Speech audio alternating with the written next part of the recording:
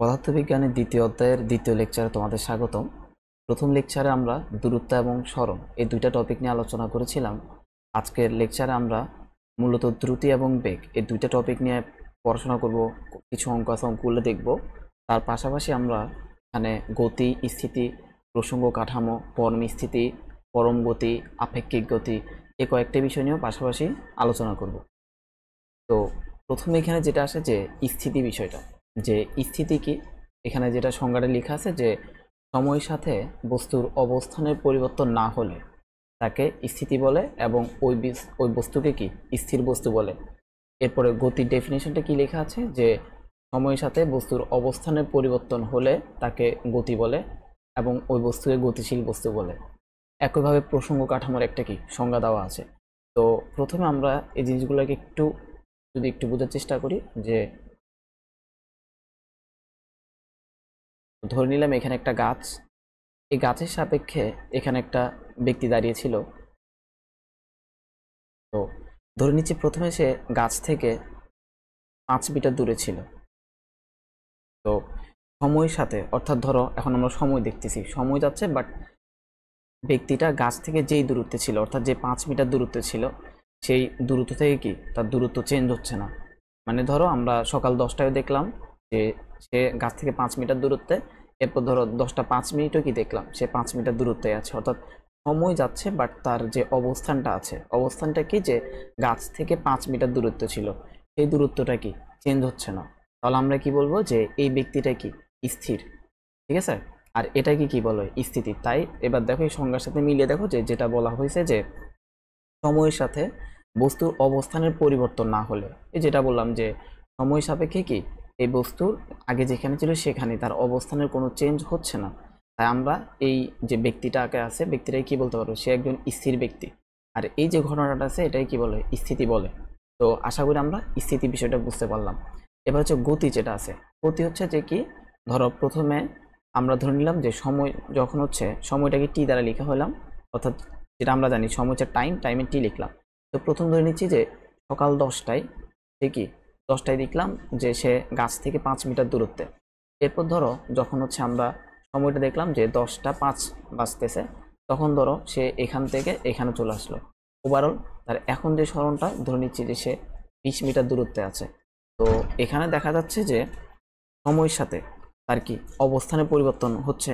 তার কারণ কি, দেখো আগে একটা সময় অর্থাৎ সকাল 10টায় সে গাছ থেকে 5 মিটার দূরত্বে ছিল, এখন দেখা যাচ্ছে কি যে গাছ থেকে যে 20 মিটার দূরত্বে চলে আসছে।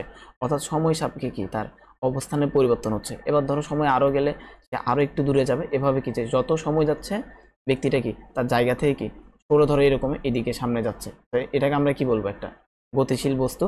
তার কারণ হচ্ছে কি যে সময়ের সাথে সাথে কি তার অবস্থানের পরিবর্তন হচ্ছে।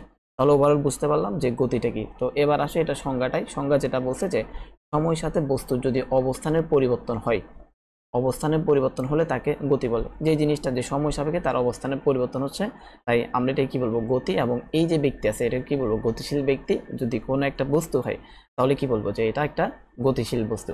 তো এরপর আমাদের যেটা আসে যে প্রসঙ্গ কাঠামো।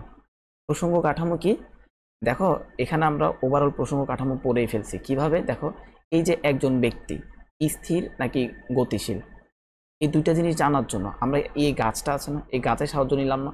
অর্থাৎ এই গাছের রেফারেন্সে ধরো এই যে প্রথমে দেখলাম যে ব্যক্তিটা স্থির ছিল, স্থিরটা কিভাবে বললাম, যে গাছের সাপেক্ষে তার অবস্থান বলতে কি, যে আগে সে 5 মিটার দূরত্বে ছিল, সে 5 মিটার দূরত্বে আছে, কোনো চেঞ্জ হচ্ছে না।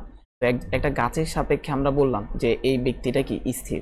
অনুরূপভাবে কি, যে এই গাছ হতে যখন এই ব্যক্তির কি ত্বরণ ঘটতেছে বা কোনো একটা কি দূরত্ব অতিক্রম করতেছে, তখন আমরা কি বলতেছি, যে এটা একটা গতিশীল ব্যক্তি বা হচ্ছে এটাই কি একটা গতি। তো দেখা গেছে যে এই স্থিতি বা গতি বর্ণনা করার জন্য, অর্থাৎ একটা অবজেক্ট কি আমাদের রেস্টে নাকি মোশনে আছে। রেস্ট মানে কি, এই যে স্থিতি আছে, স্থিতিকে ইংলিশে কি বলা হয়, রেস্ট। আর যে গতি হচ্ছে কি মোশন। অর্থাৎ একটা অবজেক্ট বা হচ্ছে একটা বস্তু রেস্টে নাকি মোশনে আছে, এটা জন্য কি আমাদের একটা রেফারেন্স লাগে। রেফারেন্স বলতে কি একটা প্রসঙ্গ কাঠামো লাগে। যেমন আমরা এই গাছটাকে কি আমাদের রেফারেন্স বা প্রসঙ্গ কাঠামো হিসেবে কি বিবেচনা করেছিলাম। ঠিক আছে, তো দেখলাম যে গাছের সাপেক্ষে যদি তার অবস্থানের পরিবর্তন হয়, সেটাকে আমরা কি বললাম, গতি, আর যদি অবস্থানের পরিবর্তন না হয় তাহলে সেটাকে কি বললাম, স্থিতি। আর এটাই হচ্ছে কি প্রসঙ্গ কাঠামো। এই যে গাছটা আছে এটাই হচ্ছে কি আমাদের রেফারেন্স, প্রসঙ্গ কাঠামোটা। তো এখানে দেখো এবার প্রসঙ্গ কাঠামোর সংজ্ঞাটা কি লিখছে, যে যে বিন্দুর সাপেক্ষে কোনো বস্তুর অবস্থান বা গতি বর্ণনা করা হয় তাকে প্রসঙ্গ কাঠামো বলা হয়। তো আশা করি ক্লিয়ার যে প্রসঙ্গ কাঠামোটা কি। আমরা এই ব্যক্তি স্থির নাকি গতিশীল এটা বর্ণনার জন্য আমরা গাছ থেকে কি হিসাব করলাম, যে গাছের সাপেক্ষে বা গাছ হতে তার দূরত্বটা কি চেঞ্জ হচ্ছে নাকি চেঞ্জ হচ্ছে না, এর উপর নির্ভর করে আমরা কি বললাম যে এই ব্যক্তিটা স্থির বা গতিশীল। তাই এই গাছটাই কি বলে, প্রসঙ্গ কাঠামো। তো এখন এই যে প্রসঙ্গ কাঠামো বা হচ্ছে এই যে আমরা রেফারেন্স ধরতেছি, রেফারেন্সটা যে কোনো কিছু হতে পারে। অর্থাৎ পৃথিবীতে ধরো এমনও হতে পারে যে ধরো তোমার একজন ধরো এমন হতে পারে যে এখানে তোমার একটা বন্ধু কি স্থির দাঁড়িয়ে আছে, আর ধরো এখানে হচ্ছে তুমি, এখন তোমার বন্ধু হচ্ছে স্থির। এখন এই তোমার বন্ধুর সাপেক্ষে তোমার যদি এখানে অবস্থানে কোনো পরিবর্তন না হয় তাহলে বলা হবে কি যে তুমি এখানে তুমিও স্থির। আর যদি তোমার বন্ধুর সাপেক্ষে তোমার যদি অবস্থানে পরিবর্তন হয় তাহলে বলা হবে কি তুমি হচ্ছে কি গতিশীল। তো দেখো এই ক্ষেত্রে আমাদের যে প্রসঙ্গ কাঠামো সেটা হচ্ছে কি তোমার বন্ধু, ধরো তোমার বন্ধু হচ্ছে করিম, এখন এই করিম হচ্ছে কি রেফারেন্স বা হচ্ছে প্রসঙ্গ কাঠামোটা, বুঝা গেছে? তো রেফারেন্স বা প্রসঙ্গ কাঠামোটা কি যে কোনো কিছু হতে পারে। অর্থাৎ কোনো একটা বিন্দুকে বা কোনো একটা পয়েন্টকে আমরা কি নির্দিষ্ট করে ধরবো, যে পয়েন্টটা কি থাকবে স্থির, ওই পয়েন্টটাই কি বলবে রেফারেন্স। তো আশা করি আমাদের স্থিতি, গতি, প্রসঙ্গ কাঠামো এই তিনটা জিনিস ক্লিয়ার। এরপর আমাদের যেটা আসে সেটা হচ্ছে পরম স্থিতি এবং পরম গতি, অর্থাৎ absolute rest or absolute motion, এই দুইটা জিনিস। তো পরম স্থিতি কি দেখো তো, যেটা বলছে যে প্রকৃত স্থির কোনো প্রসঙ্গ কাঠামোর সাপেক্ষে কোনো বস্তুর অবস্থানের পরিবর্তন না হলে তাকে পরম স্থিতি বলে। তো এখানে হচ্ছে আমরা একটু আগে যে প্রসঙ্গ কাঠামো বলতে একটা কি গাছকে বিবেচনা করে নিলাম না, এই গাছটা। তো দেখো এই গাছটা যদি প্রকৃত স্থির হয়, অর্থাৎ প্রকৃত পক্ষে যদি এই গাছটার কি কোনো এই যে জায়গায় আছে সেই জায়গা থেকে যদি কোনো মুভ না হয়, অর্থাৎ গাছটা যদি প্রকৃত পক্ষে স্থির হয়, তাহলে এই গাছটাকে আমরা কি বলতে পারবো যে এটা হচ্ছে যে আমাদের এমন একটা প্রসঙ্গ কাঠামো, যে প্রসঙ্গ কাঠামো কি প্রকৃতভাবে কি স্থির। এবং এই প্রসঙ্গ কাঠামোর সাপেক্ষে যদি কোনো একটা ব্যক্তি, যেটা আমরা প্রথমে দেখলাম যে কোনো একটা বস্তু বা কোনো একটা কি ব্যক্তি, এই ব্যক্তির যদি অবস্থানের পরিবর্তন না হয়, অর্থাৎ এই যে 5 মিটারে যদি থাকে, তাহলে আমরা এই যে ব্যক্তিটা আছে না এটাকে কি বলতে পারবো যে এটা হচ্ছে কি পরম স্থিতি বা হচ্ছে অ্যাবসোলিউট রেস্ট, এই জিনিসটা বলতে পারবো। এটা তাহলে কখন, যে অর্থাৎ আমরা যে রেফারেন্সটা ধরে নিলাম বা যে প্রসঙ্গ কাঠামো বিবেচনা করতেছি তা যদি প্রকৃত পক্ষে স্থির হয়, তাহলে এটাই কি বলা হবে, এই প্রসঙ্গ কাঠামোর সাপেক্ষে ওই ব্যক্তি অর্থাৎ স্থির ব্যক্তিটাকে কি বলা হবে, পরম স্থির ব্যক্তি। বা আর এই যে ঘটনাটা আছে না এটাকে বলা হয় পরম স্থিতি। এরপর হচ্ছে কি পরম গতি, কি একই কথা, যে প্রকৃত স্থির কোনো প্রসঙ্গ কাঠামোর সাপেক্ষে। অর্থাৎ এই গাছটাকে আমরা ধরে নিলাম যে গাছটা প্রকৃত পক্ষে স্থির, অর্থাৎ তার জায়গা থেকে সে সরতেছে না, অর্থাৎ তার কোনো বেগ নাই। এই যে গাছের সাপেক্ষে আমরা যদি ধরে নিচ্ছি যে এই যে ব্যক্তিটা আছে, ব্যক্তিটা যদি মুভ করা শুরু করে, অর্থাৎ এভাবে যদি মুভ করা শুরু করে বা তার অবস্থানে যদি পরিবর্তন হয়, তাহলে আমরা কি বলতে পারবো যে এই যে ব্যক্তিটা যেহেতু গতিশীল, আর তার জন্য আমরা যে প্রসঙ্গ কাঠামো ধরে নিলাম, অর্থাৎ গাছটাকে যে প্রসঙ্গ কাঠামো ধরে নিলাম, গাছটা কি প্রকৃত কি স্থির একটা প্রসঙ্গ কাঠামো, এই প্রকৃত স্থির এই প্রসঙ্গ কাঠামোর সাপেক্ষে এই বস্তুর গতিকে কি বলা হবে, পরম গতি। Overall clear? তাহলে যে পরম স্থিতি বা অ্যাবসোলিউট রেস্ট বা হচ্ছে অ্যাবসোলিউট মোশন, এই দুইটা জিনিস কি আশা করি আমরা বুঝছি। কিন্তু একটা মজার বিষয় হচ্ছে যে প্রকৃতপক্ষে কোনো কি পরম স্থিতিও নাই, তাও হচ্ছে কি আবার কোনো পরম গতিও নেই। এভাবে একটা প্রশ্ন হয় যে কোনো গতি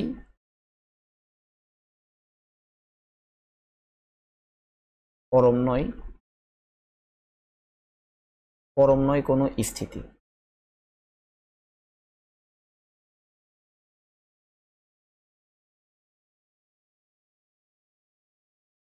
তো এই যে প্রশ্নটা এটা হচ্ছে আমাদের 2 নম্বর প্রশ্নের জন্য আসে, যে ব্যাখ্যা করতে বলে যে কোনো গতি পরম নয় কোনো কি স্থিতি। অর্থাৎ একটু আগে যে আমরা বললাম যে পরম স্থিতি বিষয়টা কি, পরম গতিটা কি। তো প্রকৃতপক্ষে পৃথিবীতে কোনো পরম গতিও নেই, পরম কি কোনো স্থিতিও নেই। এখন বিষয়টা কেন, তো এটাই প্রশ্নের উত্তর করার জন্য প্রথমে হচ্ছে কি আমরা পরম স্থিতি আর পরম গতি এই দুইটার কি সংজ্ঞা লিখবো, যে পরম স্থিতি কাকে বলে, পরম গতি কাকে বলে। এখন দেখো এই যে আমাদের পৃথিবী পৃথিবীতে, পৃথিবী যদিও গোল না, ধরে নিচ্ছি যে হ্যাঁ পৃথিবীটা গোল। এই দেখো এই পৃথিবীর উপরে কি এই গাছটা আছে, এই গাছ। তো দেখো আমরা আমাদের যদিও চোখে দেখায় মনে হয় যে গাছটা কি স্থির প্রকৃতপক্ষে, কিন্তু আসলে এটা না। কারণ কি পৃথিবী নিজ অক্ষের চারপাশে কি ঘুরতে থাকে না? এই যে পৃথিবী নিজ অক্ষের চারপাশে ঘুরতেছে, নিজ অক্ষে কি কেন্দ্র করে কি পৃথিবী ঘুরে না? যার ফলে কি আমাদের দিন রাত হয়, এটাকে কি আবার সুন্দর করে আহ্নিক গতিও বলা হয়। তো এই যে পৃথিবী ঘুরতেছে, তার সাথে কি এই গাছটাও ঘুরতেছে, তাহলে কি প্রকৃতপক্ষে গাছটা কি স্থির? স্থির না। আমাদের মনে হচ্ছে যে গাছটা স্থির, বাট প্রকৃতপক্ষে সে কি স্থির না। অর্থাৎ আমরা যে প্রসঙ্গ কাঠামো গাছকে ধরলাম, এই প্রসঙ্গ কাঠামো প্রকৃতপক্ষে স্থির না, সেও গতিশীল। তাহলে কি যেটা ছিল যে পরম স্থিতি ঠিক তখনই পাবো যখন আমাদের প্রসঙ্গ কাঠামো কি প্রকৃতপক্ষে কি স্থির থাকবে। এখন গাছটা তো প্রকৃতপক্ষে স্থির না, যেহেতু পৃথিবী কি ঘুরছে তাই গাছটাও কি গতিশীল। পৃথিবী যেহেতু একটা বেগ আছে, একটা গতি আছে, তাই গাছেরও কি একটা গতি আছে। অর্থাৎ আমরা যে গাছটাকে প্রসঙ্গ কাঠামো বিবেচনা করেছি তা প্রকৃতপক্ষে স্থির না, যেহেতু গাছটা বা আমাদের যে রেফারেন্স যেটা আছে সেটা যেহেতু প্রকৃতপক্ষে রেস্টে নাই, স্থির না, তাই আমরা কি বলবো? তাহলে এই গাছের সাপেক্ষে আমরা এই যে একটু আগে বললাম যে পরম স্থিতি আবার পরম গতি, এরাও কি কোনো পরম স্থিতিও পাবো না, পরম কি কোনো গতিও পাবো না। কেন পরম গতি, কেন আর পরম স্থিতি পাচ্ছি না? তার একটাই কারণ, আমরা যেই প্রসঙ্গ কাঠামো কল্পনা করি না কেন এই পৃথিবীতে, প্রত্যেকটা প্রসঙ্গ কাঠামো কি গতিশীল। কারণ প্রত্যেকটা প্রসঙ্গ কাঠামো পৃথিবীর উপরে, এখন পৃথিবী ঘুরছে, তাহলে ওই প্রসঙ্গ কাঠামোটাও কি ঘুরবে। বুঝে গেছে? তাহলে আশা করি আমরা বুঝছি যে এই প্রশ্নের উত্তর আমরা কিভাবে লিখবো, যে কেন কোনো গতি পরম নয়, আবার কি পরম নয় কোনো স্থিতি। আচ্ছা, এরপর আমাদের যে টপিকটা আসে সেটা হচ্ছে আপেক্ষিক গতি বা হচ্ছে রিলেটিভ মোশন। Relative motion. তো দেখো আপেক্ষিক গতি কাকে বলা হয়, যে এখানে যে সংজ্ঞাটা লিখছে যে গতিশীল বস্তুর সাপেক্ষে কোনো বস্তুর গতিকে আপেক্ষিক গতি বলা হয়। অর্থাৎ আমাদের ধরো আমি একটা গাড়িতে আছি, আর তুমি ধরো বাইরে দাঁড়িয়ে আছো। এখন ধরো আমি তোমাকে দেখতেছি না, আমি কি দেখবো? যে ধরো আমি গাড়িতে করে এই দিক চলে যাব, বাট আমি কি দেখবো? তুমি এদিক কি পিছনের দিকে চলে যাচ্ছ। তো বাট প্রকৃতপক্ষে কি তুমি কি পিছনের দিকে যাচ্ছ না, এটা আমার মনে হচ্ছে যে যেহেতু আমি গাড়িতে করে সামনের দিকে যাচ্ছি, আমার মনে হয় তুমি পিছন দিকে চলে যাচ্ছ। তো বিষয়টা আরো একটু সুন্দর বোঝা যায় যখন দেখো আমরা গাড়িতে বা কোনো সময় বাসে থাকি, তখন আমরা দেখি যে আমাদের চারপাশে যে জিনিসগুলো আছে সেগুলো কি পিছনের দিকে সরে যায়। ধরো আমরা কি বাস থেকে যখন একটা গাছকে দেখি, আমরা দেখি যে কি যে গাছটা পিছনের দিকে চলে যাচ্ছে, এমন মনে হয় না? কিন্তু প্রকৃতপক্ষে ওই গাছটা কি পিছনের দিকে যায় না। এটাই হচ্ছে কি আপেক্ষিক গতি। অর্থাৎ আমি একটা কি মোশনে ছিলাম বা আমি একটা গতিতে ছিলাম। অর্থাৎ আমরা যদি এখানে দেখি যে ধরো এই একটা গাছ, আর ধরো তুমি এই গাড়িতে, এখন তুমি যখন এই দিকে যাবো তোমার মনে হবে গাছটা পিছন দিকে চলে যাচ্ছে। বুঝে গেছে যে আমাদের কি মনে হবে, যে যখন আমরা গাড়িতে করে যাই মনে হয় যে গাছগুলি কি পিছনের দিকে চলে যাচ্ছে, বাট প্রকৃতপক্ষে গাছ কিন্তু গাছের জায়গাতেই থাকে। তো এই যে আপেক্ষিক একটা গতি গাছের আমরা দেখতেছি, তো এটাই হচ্ছে মূলত কি রিলেটিভ মোশন বা হচ্ছে আপেক্ষিক গতি। তাই এখানে বলছে যে গতিশীল বস্তুর সাপেক্ষে কোনো বস্তুর গতিকে, অর্থাৎ আমরা যে গাড়িতে ছিলাম আমরা কি ছিলাম গতিশীল, তাই বলা হচ্ছে যে গতিশীল বস্তুর সাপেক্ষে কোনো বস্তুর গতিকে আপেক্ষিক বলে। আশা করি বুঝছো যে আপেক্ষিক গতিটা কি। তো এখানেও আমাদের কয়েকটা প্রশ্ন আসে যে আচ্ছা, তো এখানে যে প্রশ্নটা সেটা হচ্ছে যে মহাবিশ্বের সকল গতি আপেক্ষিক আবার সকল স্থিতি কি আপেক্ষিক। তো এটাও আমাদের খ নাম্বার প্রশ্নতে আসে 2 নাম্বার মার্কসের জন্য, যেটা ব্যাখ্যা করতে বলে। তো প্রথম হচ্ছে এই প্রশ্নটা আসলে আমরা হচ্ছে যে আপেক্ষিক গতি কাকে বলে সেটা বলবো, যে আপেক্ষিক গতি বিষয়টা কি। দেখো যে মহাবিশ্বের সকল গতিকে কেন আপেক্ষিক বলতেছে, তার কারণ হচ্ছে দেখো ধরো যদি আমরা এমন যদি দেখি যে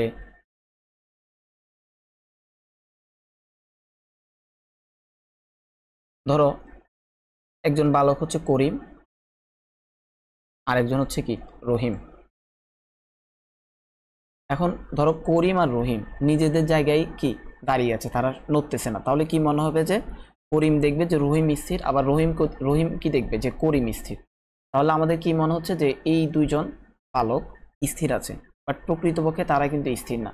আমরা এই যে স্থিতি দেখতেছি বা এই যে তাদের দুজনকে স্থির দেখতেছি, এটা পুরোটাও কি আপেক্ষিক। কিভাবে কিভাবে হচ্ছে এরকম, দেখো এই দুজন বালক কি পৃথিবীর মধ্যে দাঁড়িয়ে আছে না, ধরো এটা পৃথিবীর উপরে দাঁড়িয়ে আছে। এখন পৃথিবী তো তার নিজ অক্ষে ঘুরছে, তার কারণে কি এই দুইজন বালকও কি পৃথিবী যেহেতু ঘুরছে তাই কি দুজন বালকও কি ঘুরতেছে, তাহলে কি এরা প্রকৃতপক্ষে স্থির না। তো এই যে আমরা স্থিতি দেখতেছি এটাও কি একটা আপেক্ষিক কি একটা স্থিতি দেখতেছি, বোঝা গেছে। তাই বলা হয় যে সকল স্থিতিই কি আপেক্ষিক।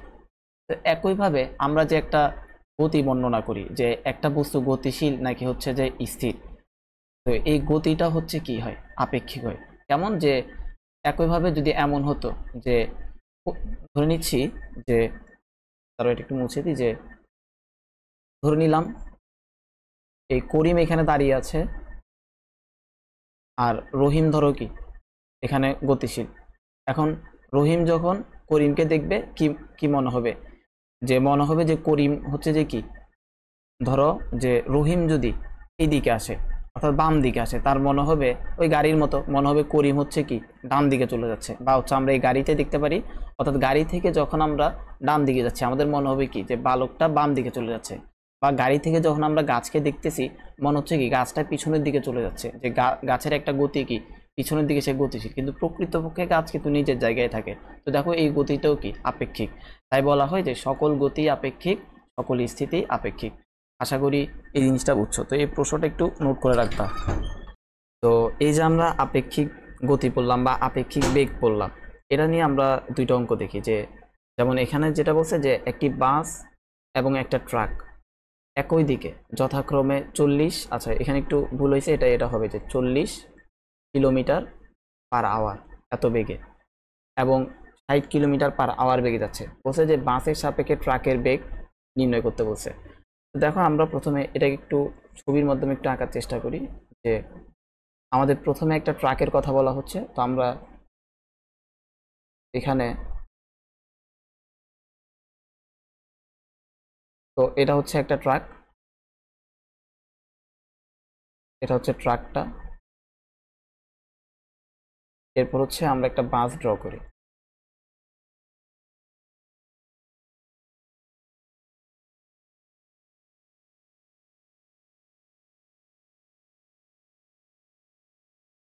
এটা হচ্ছে বাস। তো এখানে বলছে যে বাস এবং ট্রাক কি একই দিকে যাচ্ছে। এই শব্দটাকে একটু আমাদের নোট করতে হবে যে একই দিকে যাচ্ছে, অর্থাৎ ট্রাকটাও এদিকে যাচ্ছে, বাসটাও কি একই দিকে যাচ্ছে। তো এখন এখানে আমাদের ট্রাকের বেগ দেওয়া আছে যে 40 কিলোমিটার পার আওয়ার, আর একটা দেওয়া আছে যে 60 কিলোমিটার পার আওয়ার। এখন আমাদের বলছে যে বাসের সাপেক্ষে ট্রাকের বেগ বের করতে বলছে, বাসের সাপেক্ষে ট্রাকের বেগ।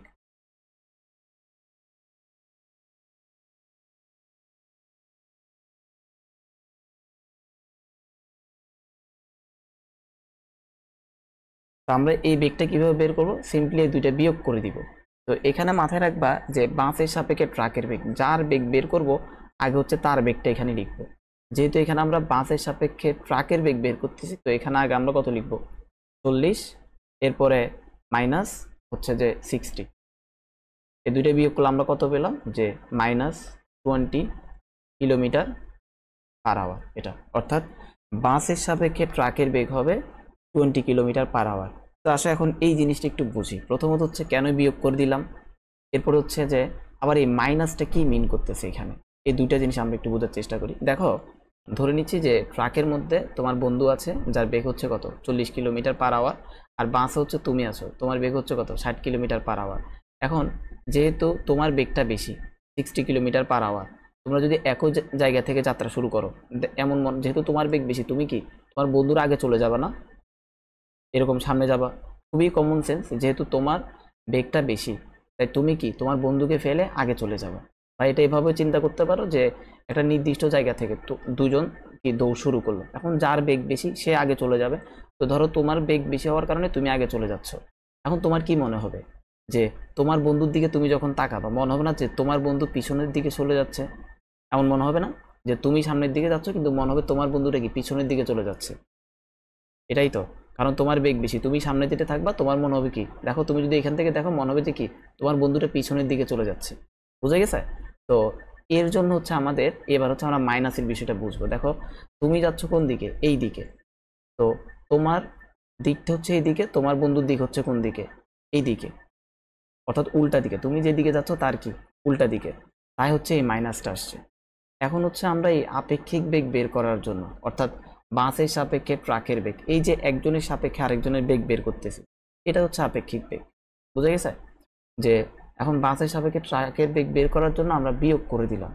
বিয়োগ করে দেওয়ার কারণ হচ্ছে এটাই, কারণ দেখো যে যদি দুইটা গাড়ি যদি সমান বেগে থাকতো, অর্থাৎ ধরো এটাও 40 এটাও 40, তখন বলো তো একজনের সাপেক্ষে আরেকজনের কোনো কি বেগ থাকতো? বিষয়টা দেখো আরো একটু সুন্দরভাবে বোঝা যায় এরকম, যে ধরে নিচ্ছি এটা হচ্ছে একটা রেলগাড়ির একটা রুম কক্ষ বা কামরা। এই রেলগাড়ির এখানে একটা কক্ষে ধরো এখানে তুমি আর এখানে কি তোমার বন্ধু বসে আছো। এখন রেলগাড়ি তো চলতেছে একটা বেগে। এখন তোমার কি মনে হবে যে যেহেতু তোমরা দুজনেই কি ওই রেলগাড়িতে বসে আছো, তোমার মনে হবে যে তোমার সাপেক্ষে তোমার বন্ধুর কোনো বেগ থাকবে? থাকবে না। মনে হবে কি যে তুমি দেখবা তোমার বন্ধু কি, তোমার বন্ধু সেই রেলগাড়িতে স্থির বসে আছে, তোমার বন্ধুও তোমাকে কি দেখবে, তুমিও বসে আছো। দুজনের সাপেক্ষে দুজন কি থাকবা, স্থির থাকবা। তার একটাই কারণ এই রেলের বেগ যদি 40 কিলোমিটার/আওয়ার হয়, অর্থাৎ রেলগাড়ির বেগটা যদি 40 কিলোমিটার/আওয়ার হয়, যেহেতু দুজন একই রেলগাড়িতে আছো, তোমার বেগও কত হবে 40, তোমার বন্ধুর বেগও কত হবে 40, আবার তোমরা একই দিকে যাচ্ছ, যার ফলে কি মনে হবে যে তোমরা কি দুজনই কি স্থির। এটাই হচ্ছে আপেক্ষিক বিষয়। এই যে তোমরা গতিশীল অবস্থায় আরেকজনের গতি মেজার করতেছি বা বেগ মেজার করতেছি, এটাই হচ্ছে আপেক্ষিক। তো দেখো দুজনের বেগ সমান হওয়ার কারণে আমরা কি দেখতেছি যে তোমাদের একজনের সাথে আরেকজনের বেগ শূন্য। এখন শূন্য কিভাবে আসবে? সিম্পলি দুইটা বিয়োগ করলেই তো শূন্য আসবে, এটা না? অর্থাৎ আপেক্ষিক বেগ বের করার জন্য আমাদের বিয়োগ করতে হবে। বুঝা গেছে? তো তাই এখানে আমরা এই বিয়োগ করলাম যে 40 - 60। আর এই মাইনাস কেন আসছে? দেখো যে তুমি যাচ্ছ ডান দিকে, তোমার বন্ধু যাচ্ছে কি ঠিক তার উল্টো দিকে। মানে তোমার এমন মনে হবে না যে ধরো তোমার বেগ যেহেতু 60, তোমার মনে হবে যে তুমি যে 60 কিলোমিটার/আওয়ার, তোমার বেগ বেশি হওয়ার কারণে তুমি এভাবে কি সামনের দিকে যেতে থাকবা, আর তোমার মনে হবে তোমার বন্ধু কি পিছনের দিকে চলে যাচ্ছে। এখন পিছনের দিকে কত বেগে যাবে? ওই 20 কিলোমিটার/আওয়ার বেগে যাবে। তাই হচ্ছে যে 20-এর আগে একটা মাইনাস আসছে। তার একটাই কারণ, ওই তুমি যে দিকে যাচ্ছ তোমার বন্ধু ঠিক তার কি উল্টো দিকে চলে যাচ্ছে। বুঝা গেছে? আশা করি বুঝছো এখানে। তো এরপরে যেটা আসে যে খ নাম্বারটা আসে। খ নাম্বার কি বলছে যে এবার ট্রাকের সাপেক্ষে বাসের বেগটা বের করতে বলছে। তাহলে আমরা লিখি যে ট্রাকের সাপেক্ষে বাসের বেগ।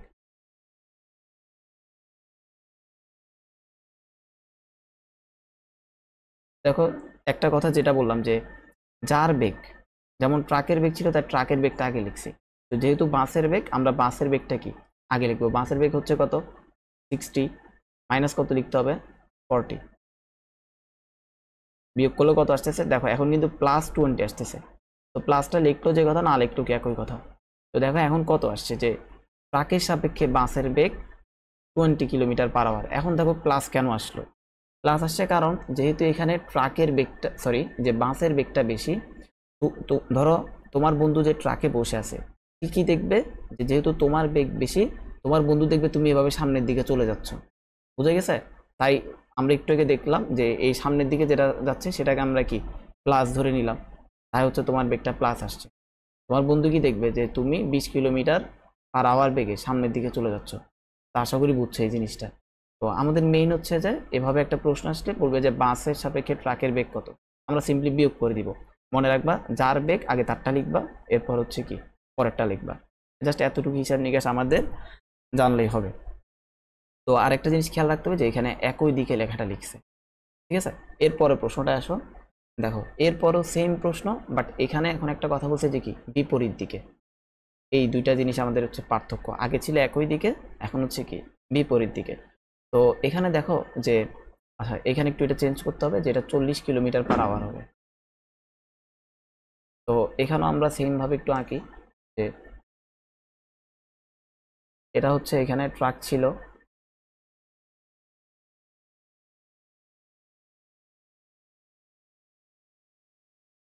আর এখানে হচ্ছে পাঁচটা,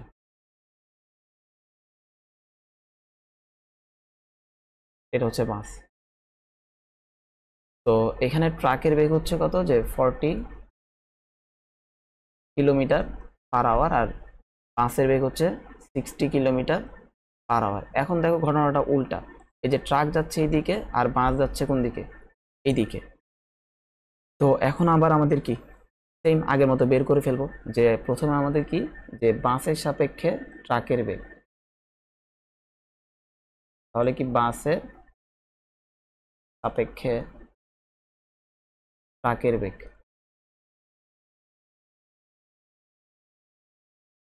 একইভাবে দেখো যার বেগ তার বেগটা আগে লিখতে হবে। তো আগে হচ্ছে কার বেগ, ট্রাকের বেগ। ট্রাকের বেগ কত লিখবো, 40, অর্থাৎ একটা বেগ থেকে একটা বেগ বিয়োগ করে দিব। তো দেখো এখন এখানে একটু চেঞ্জ করতে হবে আমাদের, কেমন, যে ধরে নিচ্ছি আমরা এই যে ট্রাকের বেগ, ট্রাকের বেগটাকে ভি দ্বারা প্রকাশ করি। একটু পরে আমরা পড়বো বেগ আর দ্রুতি নিয়ে। দেখো এই যে ট্রাকের বেগ, বেগটাকে আমরা বললাম ভিটি, ট্রাকের বেগটাকে ভি দ্বারা প্রকাশ করলাম, ভি মানে হচ্ছে ভেলোসিটি। তো ট্রাকের বেগ ভিটি, এটাকে আমরা ধরে নিলাম যে 40 কিলোমিটার/আওয়ার। এরপর দেখো যে বাসের বেগ আছে, এটাকে ধরে নিলাম ভিবি, এটাকে এখন লিখতে হবে যে -60 কিলোমিটার/আওয়ার। এখন হয়তো একটা প্রশ্ন আসছে যে একটা প্লাস আর একটা কেন মাইনাস লিখলাম। দেখো একটু পরে আমরা বেগ নিয়ে আলোচনা করব, তখন আমরা দেখব। কারণ এখন যদি একটু শর্টে বলি যে বেগ হচ্ছে ভেক্টর রাশি, বুঝে গেছে? তো ভেক্টর রাশি কি হয়, যে একটা যে দিকে হয়, যেমন এই ট্রাকটা দেখো ডান দিকে যাচ্ছে, তো ডান দিকেরটা আমরা প্লাস ধরলাম, আর বাসটা কোন দিকে যাচ্ছে, ঠিক তার বিপরীত দিকে অর্থাৎ বাম দিকে যাচ্ছে। তো ভেক্টর রাশির একটা ধর্ম যে একটা প্লাস লিখলে আর একটা কি লিখতে হয়, তার ঠিক বিপরীত দিকে যেটা থাকে তাকে মাইনাস লিখতে হয়, বুঝে গেছে? তো বেগ যেহেতু একটা ভেক্টর রাশি, একটা প্লাস লিখলাম বাসেরটা, সরি ট্রাকেরটা, আর বাসেরটা কি লিখতে হবে, মাইনাস। তো আসো এবার আমাদের সিম্পলি ওই হিসাব নিকাশগুলোই, যে বাসের সাপেক্ষে ট্রাকের বেগ। তো যেহেতু ট্রাকের বেগ, আগে আমাদের এখানে ট্রাকের বেগটা লিখতে হবে যে ভিটি মাইনাস কি, এরপর হচ্ছে বাসের বেগ ভিবি। একটু আগে দেখলাম যে আপেক্ষিক বেগ বের করা মানে কি, বিয়োগ করা। তো দেখো ভিটির মানটা কত, 40, আর এই মাইনাস, আর বাসের বেগ কত, -60। এটা তো ওভারঅল কত আসতেছে, যে 40 + 60, আমরা কত পাচ্ছি, যে 100 কিলোমিটার/আওয়ার। এরপরে আসো যে এর পরেরটাই, যে ট্রাকের সাপেক্ষে বাসের বেগ, ক নাম্বারটা, যে ট্রাকের সাপেক্ষে বাসের বেগ। একইভাবে যে যেহেতু বাসের বেগ, তাই বাসের বেগটা আগে লিখতে হবে যে ভিবি মাইনাস ভিটি। ভিবির মান কত, -60, এরপরে মাইনাস, আর এখানে হচ্ছে কত, ভিটির মান হচ্ছে 40। ওভারঅল আমরা কত পাচ্ছি, যে -60 -40, ওভারঅল -100। এত শেষ, এটা হচ্ছে আনসার। তো দেখো এখানে যদি আমরা একটা শর্টকাট মাথায় রাখতে চাই, যে একই দিকে যখন বলবে সিম্পলি তখন তাদের বিয়োগ করে দিবা। যেমন দেখো যখন একই দিকে ছিল, তখন একজনের সাপেক্ষে আরেকজনের বেগ কত, তাদের বিয়োগ ফলটা, যেমন 60 থেকে 40 বিয়োগ করো, কত আসে, 20, শেষ। এবার যখন তারা বিপরীত দিকে চলে, তখন যোগ করে দিবা, যে দুইটা বেগ থাকবে, দেখো 100 100 আসতেছে, ঠিক আছে? তো এখন দেখো বিষয়টা এভাবেও ফিল করা যায়, যে ধরো আমরা আমরা যখন গাড়িতে থাকি, তো যে গাড়িগুলো আমাদের সামনের থেকে আসে, মনে হয় তারা কি অনেক জোর আসতেছে না, একবারে শো শো করে কি একবারে জোরে আমাদের ক্রস করে চলে যায়, যেটা আমাদের বিপরীত দিক থেকে আসে। অর্থাৎ আমরা যাচ্ছি, আমাদের সামনে থেকে যে গাড়িটা আসে মনে হয় সেটা আমাদের কি খুব দ্রুত ক্রস করে চলে গেছে, তার বেগটা খুব বেশি মনে হয়, তো তাই যোগ করে দিবা সিম্পলি। আর দেখো যখন আমরা গাড়িতে চলতেছি, আমাদের সাথে কি পাশে আর একটা গাড়ি যদি একই দিকে যায়, মনে হচ্ছে সে কি একবারে স্লো স্লো আমাদের সাথে যাচ্ছে। তো যেহেতু একই দিকে গেলে এটাকে স্লো মনে হয়, তাই কি আমরা বিয়োগ করলাম। আর যখন হচ্ছে কি বিপরীত দিকে, অর্থাৎ সামনের থেকে যে গাড়িটা আসে সেটা মনে খুব জোরে আসতেছে, তাই কি সিম্পলি যোগ করে দিবা। তো আশা করি এতটুকু ক্লিয়ার। আচ্ছা, এরপর আমাদের যে টপিকটা আছে সেটা হচ্ছে দ্রুতি, বা দ্রুতির ইংলিশ হচ্ছে স্পিড। তো দেখো দ্রুতির সংজ্ঞাটা কি লিখছে, যে সময়ের সাথে বস্তুর দূরত্বের পরিবর্তনের হারকে। তো দেখো এখানে এই ওয়ার্ডটা আমাদের একটু বক্স করতে হবে, যে দূরত্বের পরিবর্তনের হারকে। আশা করি তোমাদের এখন ক্লিয়ার আছে যে দূরত্ব কি, স্মরণ কি। তো যাদের হচ্ছে দূরত্ব আর স্মরণ এই দুইটা নিয়ে ক্লিয়ার নাই, তারা হচ্ছে এখানে প্রথম লেকচারটা দেখে আসো, দূরত্ব আর স্মরণ নিয়ে। ওখানে আমরা বিস্তারিত অনেকগুলো অঙ্ক করেছি, ঠিক আছে? ওটা দেখে দেখে তারপর এখানে আসো, কারণ এখন দূরত্ব আর স্মরণ না জানলে এখানে এখন দ্রুতি আর বেগ বুঝবা না। তো দেখো দূরত্ব, তো যেখানে বললো যে সময়ের সাথে বস্তুর দূরত্বের পরিবর্তনের হারকে দ্রুতি বলে। তো এখানে একটা কথা লিখে রাখো এভাবে, যে যার পরিবর্তনের হার, যার পরিবর্তনের হার, তাকে সময় দ্বারা ভাগ করব।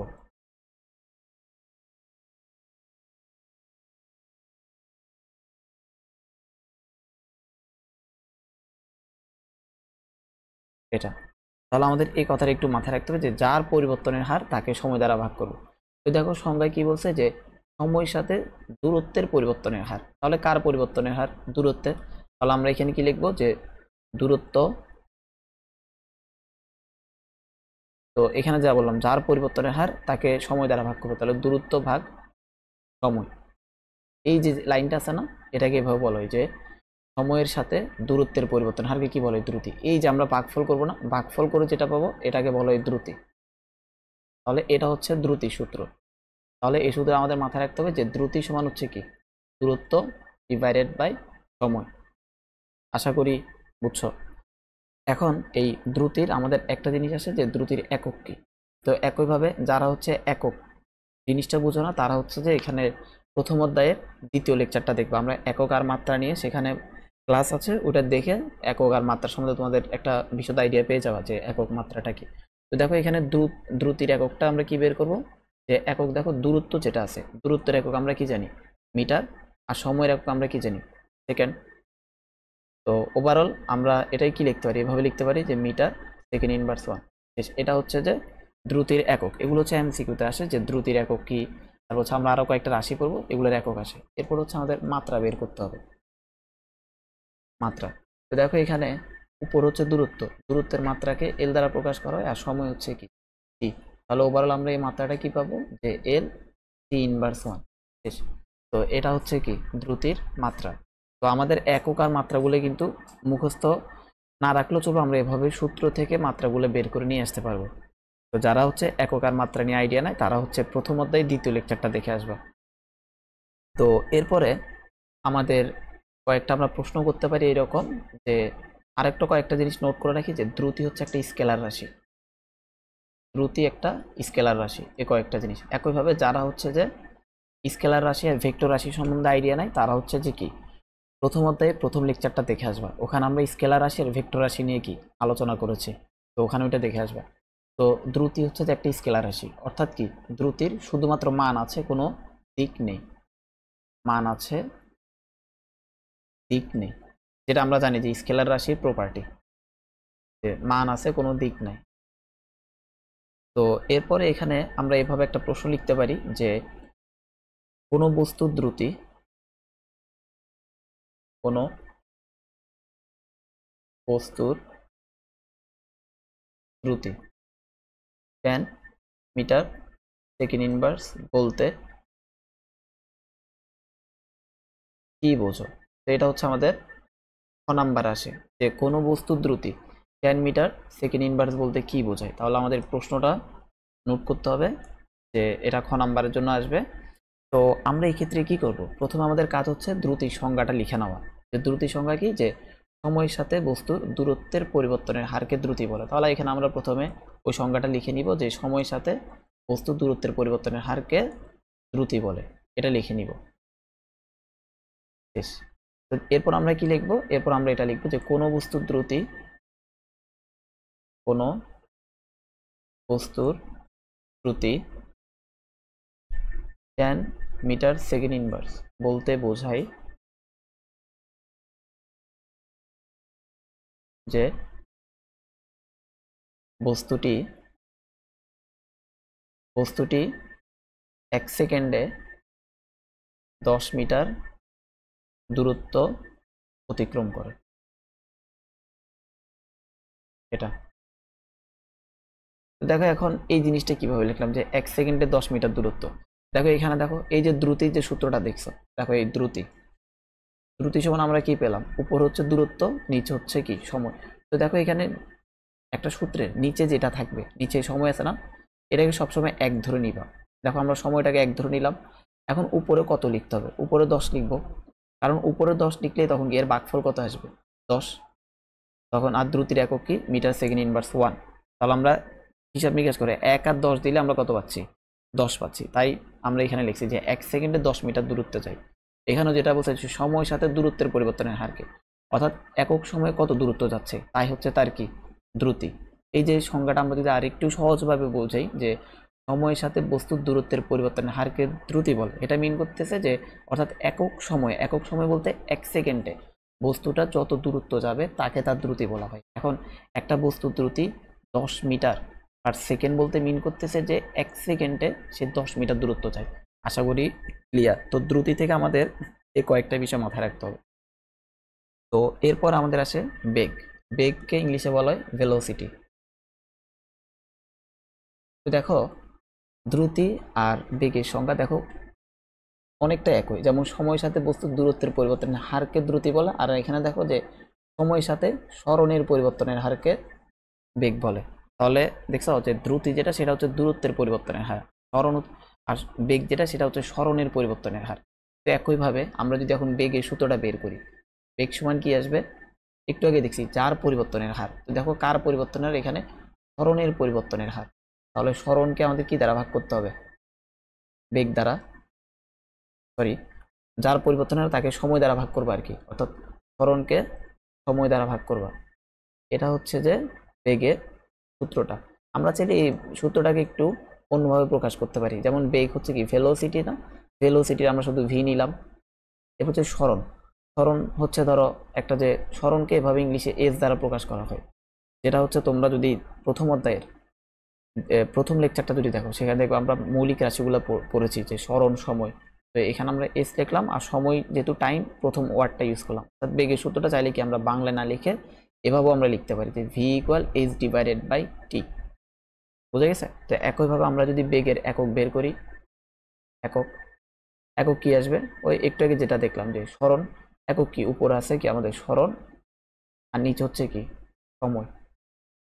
এখন সরণের একক কি? সরণ হচ্ছে কি একটা দূরত্ব, দূরত্বের একক হচ্ছে মিটার, আর সময়ের একক কত? সেকেন্ড। তো ওভারঅল আমরা বেগের একক কত পাচ্ছি? Metre second inverse 1। অর্থাৎ যেটাই দ্রুতির একক ছিল সেটাই কি আবার বেগের একক। একইভাবে এখন আমরা যদি আবার মাত্রা বের করি, মাত্রা হচ্ছে সরণ, উপরে ছিল সরণ আর নিচে হচ্ছে কি সময়। তো সরণ হচ্ছে কি আমাদের যে সরণের মাত্রা দূরত্ব এল, আর সময় হচ্ছে কি টি। ওভারঅল আমাদের মাত্রা কি আসবে? এল টি ইনভার্স 1। তাহলে এটা হচ্ছে একক, এটা হচ্ছে মাত্রা। আমাদের এগুলো মুখস্থ রাখতে হবে। মাত্রা তো দেখো একইভাবে দ্রুতির মাত্রা যা আসছে বেগের মাত্রাও কি একই আসতেছে। তো এখানে একটা পার্থক্য হচ্ছে বেগ হচ্ছে একটা স্কেলার রাশি, বেগ একটি স্কেলার রাশি, সরি বেগ হচ্ছে একটা ভেক্টর রাশি।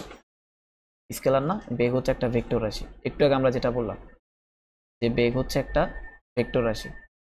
তো ভেক্টর রাশি সম্বন্ধে আমরা বিশদভাবে আলোচনা করেছি যে প্রথম অধ্যায়ের প্রথম লেকচারে। তো সেখানে হচ্ছে ভেক্টর রাশিগুলো দেখে আসবা। যেমন এখন যদি আমরা এখানে যেমন একটু আগে দেখছিলাম যে একটা গাড়ি ধরো এর বেগ হচ্ছে এই দিকে, ধরো 20 মিটার পার সেকেন্ড এটা।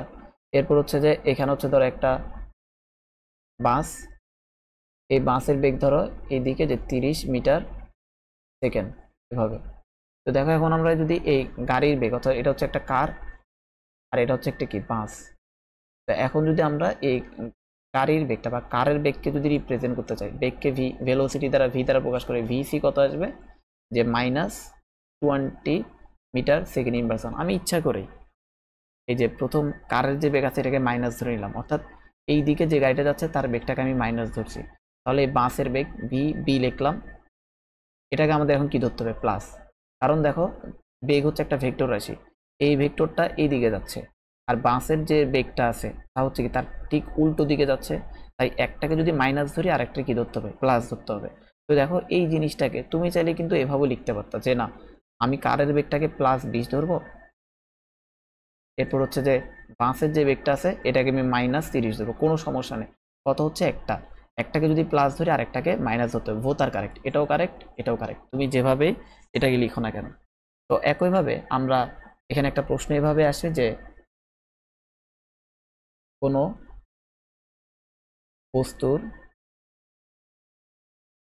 বেগ একইভাবে যে 10 মিটার পার সেকেন্ড বলতে কি বোঝায়? এটা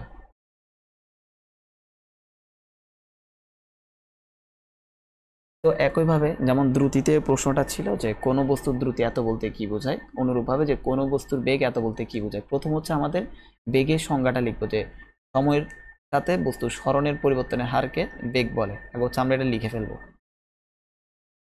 এরপর হচ্ছে আমরা এই লাইনটা লিখবো যে কোনো বস্তুর বেগ এত বলতে বোঝাই, এটা যে কোনো বস্তুর বেগ এত বলতে বোঝাই বস্তুটি 1 সেকেন্ডে 10 মিটার ত্বরণ ঘটে। বস্তুটির 1 সেকেন্ডে 10 মিটার ত্বরণ ঘটে। শেষ। জাস্ট এতটুকু লিখলেই হচ্ছে। ওখানে কি ছিল যে 1 সেকেন্ডে 10 মিটার দূরত্ব অতিক্রম করে, বাট এখানে হচ্ছে কি সরণ। এই ওয়ার্ডগুলো মাথায় রাখতে হবে। এখানে সরণ, আর এখানে দেখো এখানে হচ্ছে কি দূরত্ব অতিক্রম করে। তো এরপরে আমরা এভাবে একটা প্রশ্ন করতে পারি যে এখন দূরত্ব আর সরণের মধ্যে একটা দূরত্ব আর সরণের মধ্যে যেমন একটা পার্থক্য আছে, একইভাবে কি বেগ, একটু আগে দেখলাম যে বেগ আর দ্রুতির মধ্যে একটা পার্থক্য আছে। তো আমরা এখানে বেগ, ভেলোসিটি, এরপর হচ্ছে যে দ্রুতি, এটা হচ্ছে স্পিড।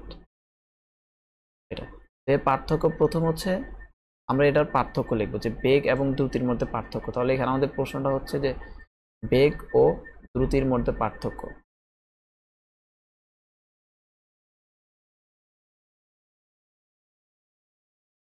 দেখো পার্থক্যগুলো লেখার জন্য আমরা সবসময় একটা ছক এঁকে ফেলবো, একটা টেবিল আঁকবো যে এরকম।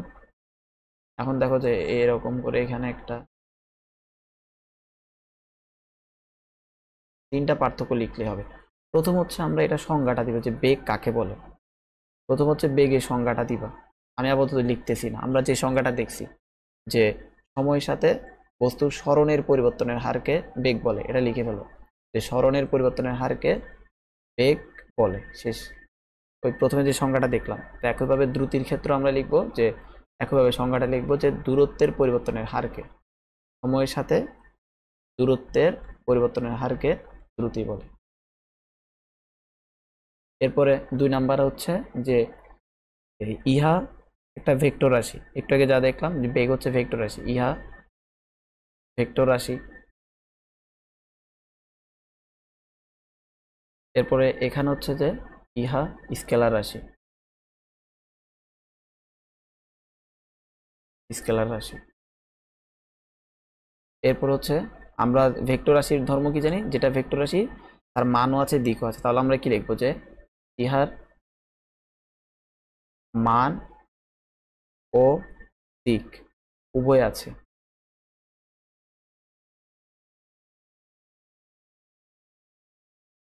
আর যেটা স্কেলার রাশি তার শুধুমাত্র কি থাকে, মান থাকে, কোনো দিক নেই। ইহার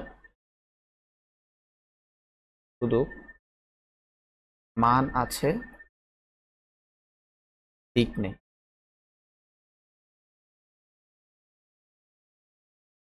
আমরা আরো একটা লিখতে পারি যে ভেক্টর রাশির ক্ষেত্রে যে ইহার দিক পরিবর্তন হলে, দিক পরিবর্তন হলে বেগ পরিবর্তন হয়ে যায়, পরিবর্তন হয়ে যায়। আর এই যে দ্রুতি যেটা দেখছি, ইহার মান পরিবর্তন হলে, পরিবর্তন হলে দ্রুতি পরিবর্তন হয়। তো এটা হচ্ছে একটা ভেক্টর রাশির প্রপার্টি বা ধর্ম, যে ভেক্টর রাশির ক্ষেত্রে কি হয় যে ভেক্টর রাশি শুধুমাত্র দিক চেঞ্জ হলেই ভেক্টর রাশিটা চেঞ্জ হয়ে যায়।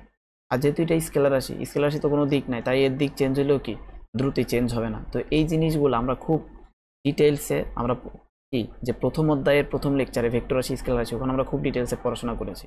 তো এই লাইনটি আমাদের মাথায় রাখতে হবে যে যেমন এখান থেকে একটা প্রশ্ন আসে এমন যে এভাবে একটা প্রশ্ন আসে যে বৃত্তাকার পথে, যে বৃত্তাকার পথে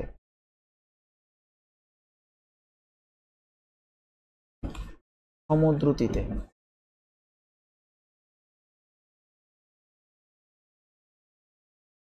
সমদ্রুতিতে চললেও সমবেগে চলা সম্ভব নয়,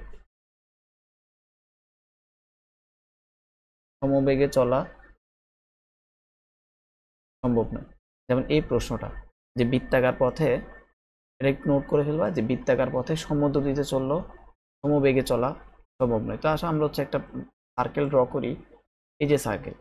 ধরো এখানে আমরা রশি দিয়ে একটা বস্তুকে বেঁধে কি ধরো ঘোরাচ্ছি, মাঝের মধ্যে আমরা এটা করি না যে রশি দিয়ে একটা বস্তুকে ধরলাম, ধরে কি আমরা মাথার উপরে ঘুরাই, এই যে মাথার উপরে ধরো বস্তুটাকে ঘোরাচ্ছি। এখন ঘুরলে কি হবে যে দেখো যে যে সেগুন ঘুরতেছে, তো দেখো কোনোভাবে যদি রশিটা ছিঁড়ে যায়, এখানে ছিঁড়ে গেলে দেখবা যে এই যে বস্তুটা আছে, দেখবা যে বস্তুটা একবারে এই দিক করে কি সোজা এই দিকে চলে যাবে, এটাই তো না, এদিকে চলে যাবে যদি কোনোভাবে এটা ছিঁড়ে যায়। আমরা এটা একটু কালারটা একটু চেঞ্জ করে নিই, যে যদি কোনোভাবে ধরো এই পয়েন্টে সুতাটা ছিঁড়ে গেছে, তাহলে আমরা দেখবো যে বস্তুটা এই দিকে চলে গেছে সোজা এই দিকে। এখন ধরো ঘুরতে ঘুরতে ধরো সে এখানে আসলো, এখানে এসে যদি সুতাটা ছিঁড়ে যায় তখন দেখা যাবে যে এটা এই দিকে চলে যাবে বেগের কারণে, একবারে এই দিকে দৌড় দিবে। আশা করি এতটুকু ফিল করতে পারতেছ যে মাথার উপর একটা বস্তু ঘুরতেছে। এখন যদি এই বিন্দুতে যদি সুতা ছিঁড়ে যায় সে সোজা এই দিকে চলে যাবে।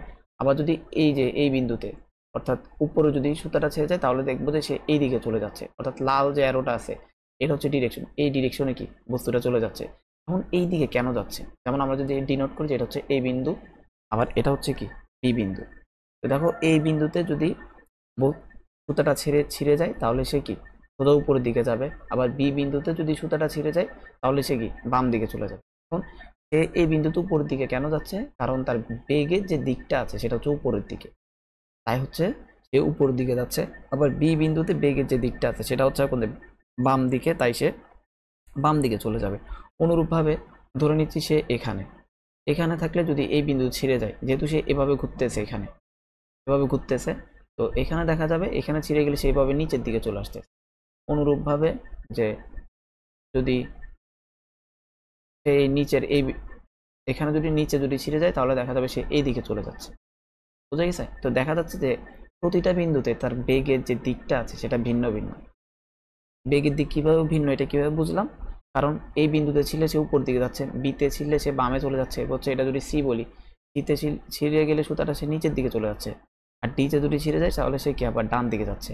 তো বেগের দিকটা এক একটা বিন্দুতে এক এক দিকে হওয়ার কারণে এটা কি বস্তুটা এক এক দিকে কি এক বিন্দুতে ছিলে একদিকে যাচ্ছে এই জিনিসটা। তো দেখো এখানে বৃত্তাকার পথে বস্তুটার প্রতিটা বিন্দুতে বেগের দিকটা কি চেঞ্জ হয়ে যাচ্ছে। আমরা একটু আগেই যে বেগের একটা ধর্ম দেখলাম, যেহেতু বেগ একটা ভেক্টর রাশি, তার দিক পরিবর্তন হলে কি বেগটা কি পরিবর্তন হয়ে যায়। তাহলে আমরা এটা কি সমবেগ বলতে পারবো? পারবো না। সমবেগটা কি? সমবেগ হচ্ছে যে ধরো একটা এই যে বস্তুটা আছে, ধরো বস্তুটার বেগ হচ্ছে 4 মিটার সেকেন্ড ইনভার্স 1। এই যে বস্তুটা আছে, বস্তুটার বেগ হচ্ছে ধরো এটা যে 4 মিটার সেকেন্ড ইনভার্স 1, অর্থাৎ এই যে মানটা আছে মানের কোনো পরিবর্তন হচ্ছে না, অর্থাৎ সময় যাচ্ছে 4, তার বেগটা সবসময় 4ই থাকতেছে। অর্থাৎ তুমি তোমার মাথার উপরে একটা বস্তুকে 4 মিটার সেকেন্ড ইনভার্স বেগে কি ঘুরাচ্ছ, কোনো ধরনের বেগে যে মানটা আছে মানটা চেঞ্জ করতেছো না। তো মান চেঞ্জ না করলেও বেগের মান কিন্তু 4 থাকতেছে। ঠিক আছে, এই বিন্দু তো এর বেগ কত 4 মিটার সেকেন্ড ইনভার্স 1, বি বিন্দু তো তার বেগ কত, বেগে যে মানটা আছে সেটাও কত 4 মিটার সেকেন্ড ইনভার্স 1, সি তো তার মানটা কত 4 মিটার সেকেন্ড ইনভার্স 1, ডি তো তার মানটা কত 4 মিটার সেকেন্ড ইনভার্স 1। তো দেখো প্রত্যেকটা বিন্দুতে বেগের মানটা সমান থাকলেও বেগের দিক পরিবর্তন হয়ে গেছে, তাই কি আমরা বলতে পারবো ওভারঅল বেগটাই চেঞ্জ হয়ে গেছে। মান ঠিক আছে বাট দিক চেঞ্জ হয়ে যাওয়ার কারণে আমরা এটাকে আর সমবেগ বলতে পারতেছি না। বুঝে গেছে? আমরা এটাকে বলতেছি সমদ্রুতি। দেখো দ্রুতিতে শুধুমাত্র কি মান নিয়ে হিসাব নিকাশ করা হয়, দ্রুতিতে কোনো ধরনের দিক নাই, শুধুমাত্র মান। যেহেতু প্রত্যেকটা বিন্দুতে তার মান সমান কিন্তু দিক ভিন্ন, তাই আমরা মান সমান হওয়ার কারণে এটাকে বলবো যে এটা সমদ্রুতিতে চলছে। আর যেহেতু দিক চেঞ্জ হয়ে যাচ্ছে তাই এটাকে আমরা সমবেগ বলতে পারবো না। সমবেগ কখন বলা যাবে? সমবেগ বলা যাবে এখানে যে ধরো এই একটা সোজা পথ, একটা সরলরৈখিক পথ, এই পথে ধরো একটা গাড়ি আছে, গাড়িটা ধরো এভাবে যাচ্ছে, যে তার দিক কোনো চেঞ্জ হচ্ছে না, অর্থাৎ এভাবে কি সোজাই যাচ্ছে, তখন আমরা এটাকে সমবেগ বলতে পারবো। যে ধরো 4 মিটার সেকেন্ড ইনভার্স বেগ এটা সবসময় এরকম সোজা যাচ্ছে, তার দেখো দিক চেঞ্জ হচ্ছে না, সবসময় ডান দিকেই থাকতেছে, তাই আমরা এটাকে সমবেগ বলতে পারবো। তাহলে সমবেগ হবে কখন? যখন সে একটা সরলরৈখিক পথে থাকবে তখনই সমবেগ আসবে। বৃত্তাকার পথে বা হচ্ছে উঁচু নিচু কোনো পথে সমবেগ থাকতে পারে না, ওখানে কি থাকবে? ওটা দ্রুতি, সমদ্রুতিতে থাকবে। বুঝা গেছে? তো এই প্রশ্নটা আসলে আমাদের এভাবে করতে হবে যে কিভাবে। প্রথমে আমরা বলবো যে বেগের সংজ্ঞা দিব। সমবেগ কাকে বলে? যে সময়ের সাথে বস্তু যদি বেগের পরিবর্তন না হয় তাহলে তাকে সমবেগ বলে। আর সমদ্রুতি কি? যে সময়ের সাথে বস্তু যদি কি দ্রুতির পরিবর্তন হয় তাকে সমদ্রুতি বলে। তো এরপর বৃত্তটা ড্র করবা, ড্র করে এরকম এই ফিগারটা ড্র করবে, এভাবে অ্যারো দিবা। অ্যারো দিয়ে বলবা যে এখানে দেখা যাচ্ছে যে প্রতিটা বিন্দুতে বেগের দিক হচ্ছে কি এক ভিন্ন ভিন্ন দিকে। যেহেতু বেগের কি দিক পরিবর্তন হয়ে যাচ্ছে, তাই বেগের মানটাও পরিবর্তন হয়ে যাচ্ছে। তার কারণ কি? বেগ হচ্ছে একটা ভেক্টর রাশি, ভেক্টর রাশির দিক চেঞ্জ হয়ে গেলে কি ভেক্টর রাশির কি ভেক্টর রাশিটা পরিবর্তন হয়ে যায়। তো যেহেতু এখানে বেগের প্রতিটা বিন্দুতে দিক এক এক দিকে, তাই কি ওভারঅল কি এটার বেগটাও পরিবর্তন হয়ে যাচ্ছে, তাই বৃত্তাকার পথে সমবেগে চলতে পারে না। কিন্তু প্রতিটা বিন্দুতে বেগের মানটা সমান হওয়ার কারণে আমরা কি বলতে পারি যে এটা সমদ্রুতিতে চলছে। তো আশা করি এই প্রশ্নটা ক্লিয়ার। তো আসো আমরা এখন অনেক থিওরি পড়লাম, এবার হচ্ছে আমরা কয়েকটা অঙ্ক দেখি। তো প্রথমে এখানে যে প্রশ্নটা আসছে এটা হচ্ছে বরিশাল বোর্ড 22-এ আসছে। যে এখানে কি বলছে যে এক ব্যক্তি এ হতে যাত্রা শুরু করে 5 সেকেন্ড পর বি হয়ে সিতে আসে। অর্থাৎ আমরা এভাবে বলতে পারি যে আচ্ছা এখানে যদি এ বি সি লিখি নাই, এটা হচ্ছে এমন আর কি যে এ বি সি এরকম। অর্থাৎ এক ব্যক্তি এ হতে যাত্রা শুরু করে, এই বিন্দু থেকে যাত্রা শুরু করে প্রথম বিতে আসছে, এরপর বি থেকে কি সিতে আসছে। এখন বলছে যে তার প্রথম বলছে তার সরণ 3 মিটার। তো আমরা দেখছি যে সরণ কোনটা? সরণ হচ্ছে এসি। তো যারা হচ্ছে সরণ দ্রুতি নিয়ে এখনো ক্লিয়ার নাই তারা হচ্ছে এই দ্বিতীয় অধ্যায়ের প্রথম লেকচারটা দেখে আসবা। ওখানে আমরা দ্রুতি যে সরণ আর দূরত্ব নিয়ে পড়াশোনা করছি। তো এসি বের করবা। এসি হচ্ছে আমরা কি লিখবো ডিরেক্ট, যে এসি সমান হচ্ছে যে BC square minus A B square. শেষ। তো এখানে বিসি হচ্ছে কত? যে 5 স্কোয়ার মাইনাস 4 স্কোয়ার। ওভারঅল এখানে কত আসে? যে 25 মাইনাস 16, তাহলে কত আসে? এটা 9, সেভ করলে কত আসে? 3। ঠিক আছে, তাহলে এখানে আমাদের যে সরণটা হচ্ছে 3 মিটার, তাহলে প্রথমটা কারেক্ট। এরপর বলছে যে দ্রুতি হচ্ছে 1.8 মিটার। তো দেখো একটু আগে আমরা দ্রুতির সূত্র কি দেখছি, যে দ্রুতি সমান হচ্ছে দূরত্ব ভাগ সময়। তো দেখো এখানে দূরত্ব কত? আমরা দূরত্ব কত এখানে 4 যোগ 5, যে তার মোট অতিক্রান্ত পথ 4 যোগ 5, মোট অতিক্রান্ত পথ হচ্ছে এটা। আর তার সময় কত লাগছে? Total 5 second. তো 5 দ্বারা ভাগ করো। আমরা যদি 9-কে 5 দ্বারা ভাগ করি কত আসে? হিসাব করে দেখো, 9-কে 5 দ্বারা যদি ভাগ করি তাহলে আমাদের কত আসে? 1.8 আসে। তাহলে ঠিক আছে, এটা দ্রুতি হচ্ছে 1.8, একক হচ্ছে মিটার সেকেন্ড ইনভার্সন, তাহলে দ্রুতিও ঠিক আছে। এরপর হচ্ছে আসলে আমরা 3 নাম্বারের জন্য বেগ বের করে দেখি। যে বেগ কি ছিল? সরণ। উপর হচ্ছে সরণ, নিচে হচ্ছে কি সময়। তো সরণ কি একটু আগে বের করলাম, সরণ হচ্ছে 3, সময় হচ্ছে কত? 5। তো 3-কে 5 দ্বারা ভাগ করো, কত আসে? আমাদের আসে কত? 0.6 মিটার সেকেন্ড ইনভার্সন। তাহলে এটা ইনকারেক্ট আর কি। তাহলে এখানে আনসার কত হবে? 1 ও 2 নাম্বারটা হচ্ছে আনসার।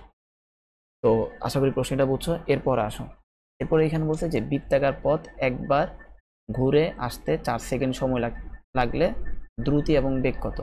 তো আমরা প্রথমে যদি দ্রুতি বের করি, আমরা যেটা জানি যে দ্রুতি সমান হচ্ছে কি যে দূরত্ব আর নিচে হচ্ছে কি সময়। তো আমরা তো পড়ে আসছি যে এই বৃত্তাকার পথে দূরত্ব কিভাবে বের করবো। বৃত্তাকার পথে দূরত্ব হচ্ছে বৃত্তের পরিধি সমান 2πr, আর নিচে হচ্ছে কি সময়। তাহলে 2 ইন্টু পাই এর মান 3.14, আর হচ্ছে কত? এই তো 2 মিটার, অর্থাৎ বৃত্তের ব্যাসার্ধ দেওয়া আছে 2 মিটার, আর সময় হচ্ছে কত? 4 সেকেন্ড। তো হিসাব নিকাশ করলে আমরা কত পাচ্ছি? যে 3.14 এত মিটার সেকেন্ড। তো এটা হচ্ছে দ্রুতি। তাহলে দ্রুতি বের করে ফেললাম। এরপর আসলে আমরা বেগ বের করি। যে বেগ কি ছিল? যে সরণ ভাগ সময়। তো দেখো এখানে সরণ কত? আমরা দেখছি যে বৃত্তাকার পথে একবার ঘুরে আসলে তার সরণ কত? 0, সময় হচ্ছে কত? 5, ওভারঅল তার বেগ কত? 0। তো দেখো এখানে কিন্তু তার বেগ 0 হলেও কিন্তু একটা দ্রুতি আছে। বেগ 0 বাট দ্রুতি হচ্ছে 3.14, এটা। তা আশা করি এটা বুঝছো। এরপরে প্রশ্নটা আমরা আসি। তো দেখো এই 4 নাম্বার যেটা বলছে যে বেগের পরিবর্তন হয়, আমরা একটু আগে দেখছি যে মানের পরিবর্তন হলে বেগ পরিবর্তন হবে, দিকের পরিবর্তন হলেও কি বেগের পরিবর্তন হয়ে যায়, এটাও কারেক্ট। মান ও দিক উভয় পরিবর্তন হলে দিকের পরিবর্তন হয়ে যায়। তাহলে 4 নাম্বারে কি 1 2 3 তিনটাই হবে আনসার।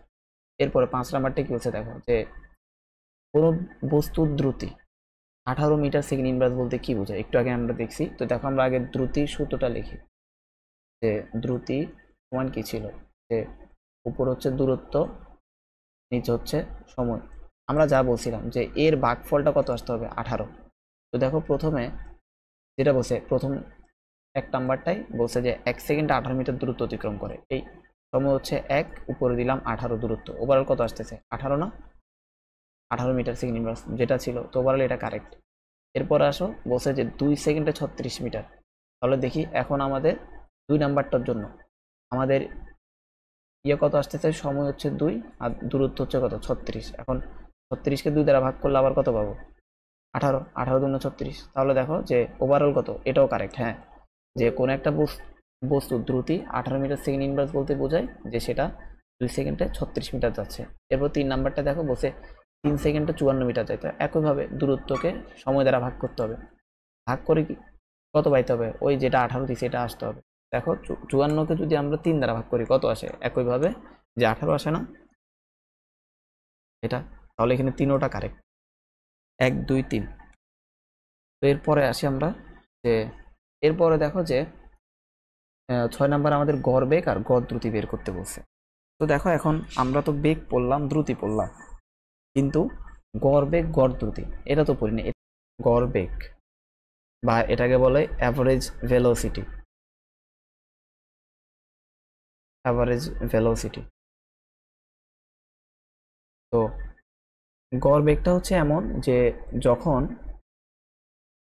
নির্দিষ্ট সময়ে অতিক্রান্ত দূরত্ব ভিন্ন ভিন্ন হয়, নির্দিষ্ট সময়ে অতিক্রান্ত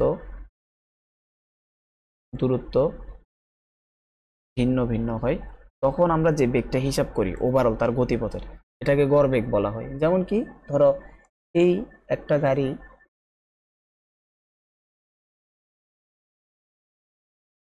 ধরো এই গাড়িটা এখান থেকে এতটুকু, তারপরে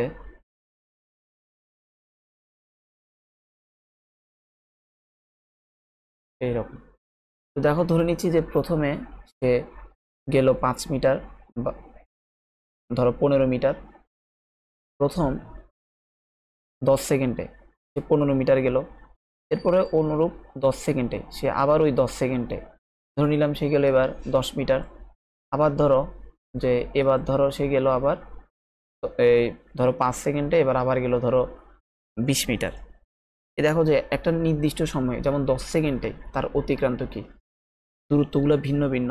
তো এই ক্ষেত্রে আমাদের গড় বেগ হিসাব করতে হয়, বুঝা গেছে। এক্ষেত্রে আমরা ডিরেক্ট বেগ বের করতে পারবো না, যখন এক এক অনেকগুলো সময় থাকবে আবার অনেকগুলো দূরত্ব থাকবে, এক্ষেত্রে আমরা যে বেগটা হিসাব করব তাকে বলা হবে গড় বেগ, আর যে দ্রুতি হিসাব করব তখন তাকে বলা হবে গড় দ্রুতি। বুঝা গেছে, যখন অনেকগুলো বেগ থাকবে, অনেকগুলো বেগ না সরি, যে যখন অনেকগুলো সময় থাকবে। যেমন দেখো আগের অঙ্কটাই, এই যে আগের অঙ্ক, এখানে এখানে একটাই সময়ের কথা বলা আছে 5 সেকেন্ড, এখানে কি 4 সেকেন্ড। তাই এখানে আমাদের গড় বেগ বা বেগ নিয়ে এভাবে ডিটেলসে চিন্তা করা লাগে নাই। কিন্তু দেখো এখানে আমাদের সময়গুলো যখন ভিন্ন ভিন্ন, দেখো একবার 10 সেকেন্ড, এরপর আবার 10 সেকেন্ড, এরপর আবার 5 সেকেন্ড হতে পারে, এরপর আবার 3 সেকেন্ড থাকতে পারে। যখন এই ভিন্ন ভিন্ন সময়ে ভিন্ন ভিন্ন দূরত্ব অতিক্রম করবে তখন কি আমাদের ওভারঅল গড় বেগ হিসাব করতে হবে। তো আমরা গড় বেগের সূত্রটা যদি লিখি এভাবে, যে গড় বেগ, গড় বেগটা এভাবে বের করতে হবে যে মোট অতিক্রান্ত দূরত্ব, সরি যেহেতু বেগ মোট ত্বরণ, আর এখানে হবে মোট সময়। এরপর হচ্ছে যদি আমরা গড় দ্রুতি বের করি, গড় দ্রুতি হচ্ছে মোট দূরত্ব, আর এখানে হচ্ছে মোট সরণ, সরি মোট সময়। আমাদের এই দুইটা সূত্র মাথায় রাখতে হবে, যে গড় বেগ আর গড় দ্রুতি বের করতে হবে, এই দুইটা। তো আমরা উপরেগুলো একটু মুছে দিই, এগুলো আমাদের আর লাগবে না। এই দুইটা সূত্র আমরা একটু মাথায় রাখবো, এটা এখানে থাকুক আমাদের, গড় বেগ আর গড়। তো আসে এবার হচ্ছে আমরা অঙ্কটা শুরু করি এখানে। তো প্রথমে এখানে প্রশ্নটা যদি একটু বুঝি বা একটু বোঝার চেষ্টা করি, যে দেখো এখানে একটা সাইকেলের গতিপথ এবং সময় দেওয়া আছে, যে এখানে দেখতেছি 3 মিটার, এরপর হচ্ছে সরি 3 মিটার না, এটা হচ্ছে 3 মিনিট, এরপর হচ্ছে 4 মিনিট, এরপর হচ্ছে 5 মিনিট, এরপর হচ্ছে 3 মিনিট। অর্থাৎ এ থেকে এর হচ্ছে বি, এ থেকে বি বিন্দুতে আসতে তার সময় লাগছে 3 মিনিট, হচ্ছে বি থেকে সিতে আসতে তার সময় লাগছে 4 মিনিট, এরপর সি থেকে ডিতে এখানে দিতে তার সময় লাগছে আবার 5 মিনিট, ডি থেকে ইতে আবার 3 মিনিট। তো এখানে একটা কথা বলা আছে এ ই, অর্থাৎ এ থেকে এই ই পর্যন্ত এই টোটাল দূরত্ব হচ্ছে কত, 3 কিলোমিটার। তো এরপরে বলছে যে এখানে এ বি দূরত্ব, বিসি দূরত্ব,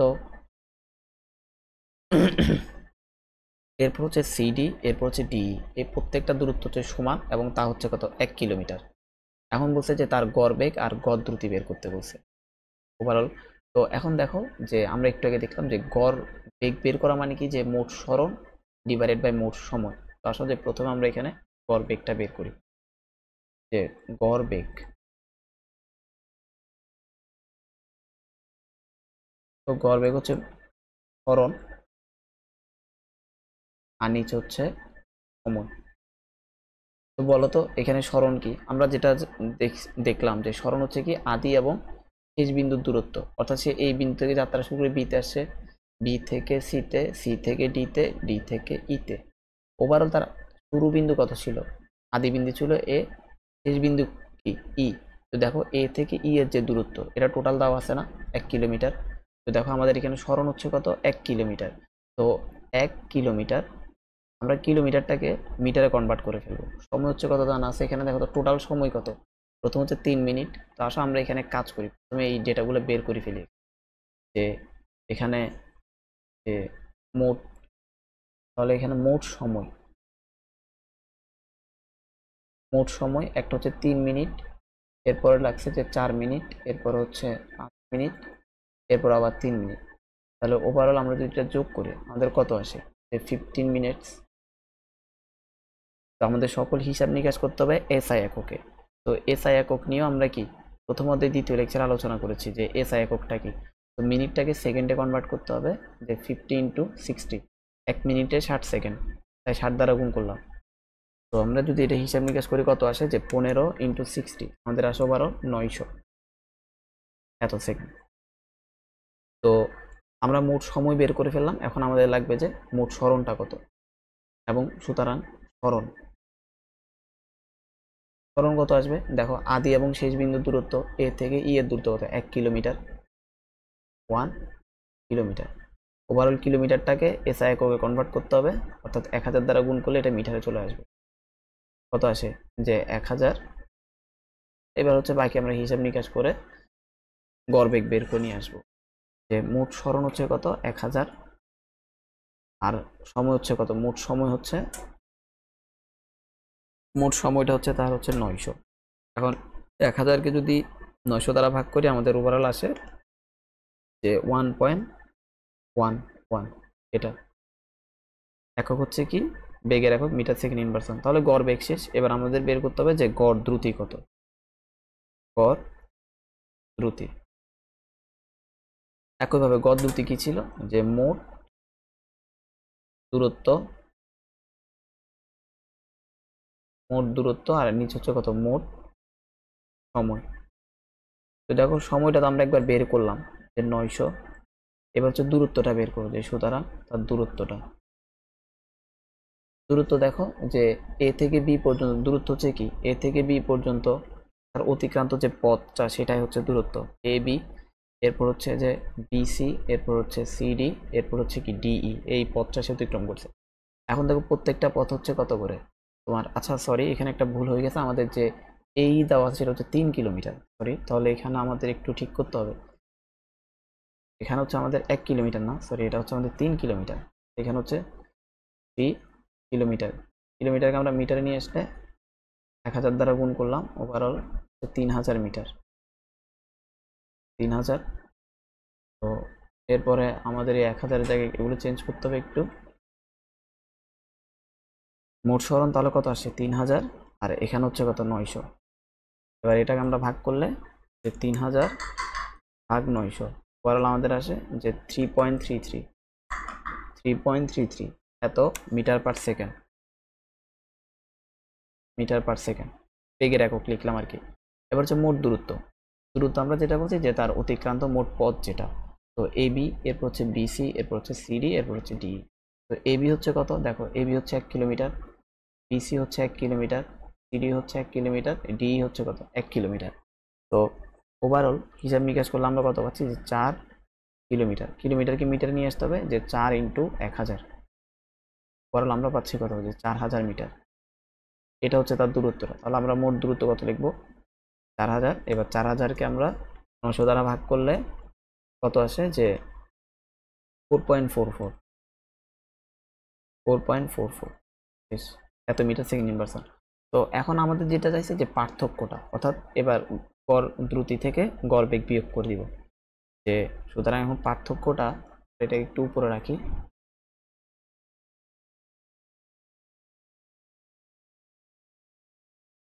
সুতরাং পার্থক্য, যে দ্রুতি আর বেগের মধ্যে পার্থক্যটা 4.44 মাইনাস 3.33, ওভারঅল কত আসে, যে 1.11। এটা হচ্ছে পার্থক্যটা। তো আশা করি প্রশ্নটা বুঝছো। তো এরপরে প্রশ্নটা আসি। আচ্ছা, তো এখানে যেটা বলছে যে একজন বালক উত্তর দিকে 2 সেকেন্ডে 3 কিলোমিটার এবং পরবর্তী পূর্ব দিকে 3 সেকেন্ডে 4 কিলোমিটার হাঁটে। বালকের গড়বেগ এবং গড় দ্রুতি বের করতে বলছে। তো দেখো, আমরা আশা করি উত্তর দক্ষিণ তো দেখে আসছিলাম ওই দূরত্ব আর সরণ যখন পড়ছি। তো তখন আমাদের এই দিকে আমরা কি ধরছিলাম, যে উপরে এই দিকে ধরেছিলাম উত্তর, এখানে হচ্ছে কি দক্ষিণ, এটা হচ্ছে পূর্ব, হচ্ছে পশ্চিম। তো প্রথম বলছে যে একজন বালক উত্তর দিকে 2 সেকেন্ডে 3 কিলোমিটার যায়, অর্থাৎ ওভারঅল আমরা এটাকে লিখতে পারি যে অর্থাৎ উত্তর দিকে সে গেছে 3 কিলোমিটার।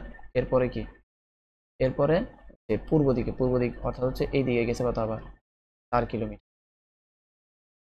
তাহলে আমরা এটাই, যে এখানে এটা হচ্ছে আমাদের 3 কিলোমিটার, সময় লাগছে কত এখানে, t1 হচ্ছে 2 সেকেন্ড। এরপর হচ্ছে যে এটা হচ্ছে কত, যে 4 কিলোমিটার, এখানে সময় লাগছে কত, 3 সেকেন্ড। এটা এখন বলছে বালকের গড় বেগ কত। তো আমরা প্রথম যদি গড় বেগ বের করি, আমরা যেটা জানি যে গড় বেগ হচ্ছে কি, যে সরণ ডিভাইডেড বাই মোট সময়।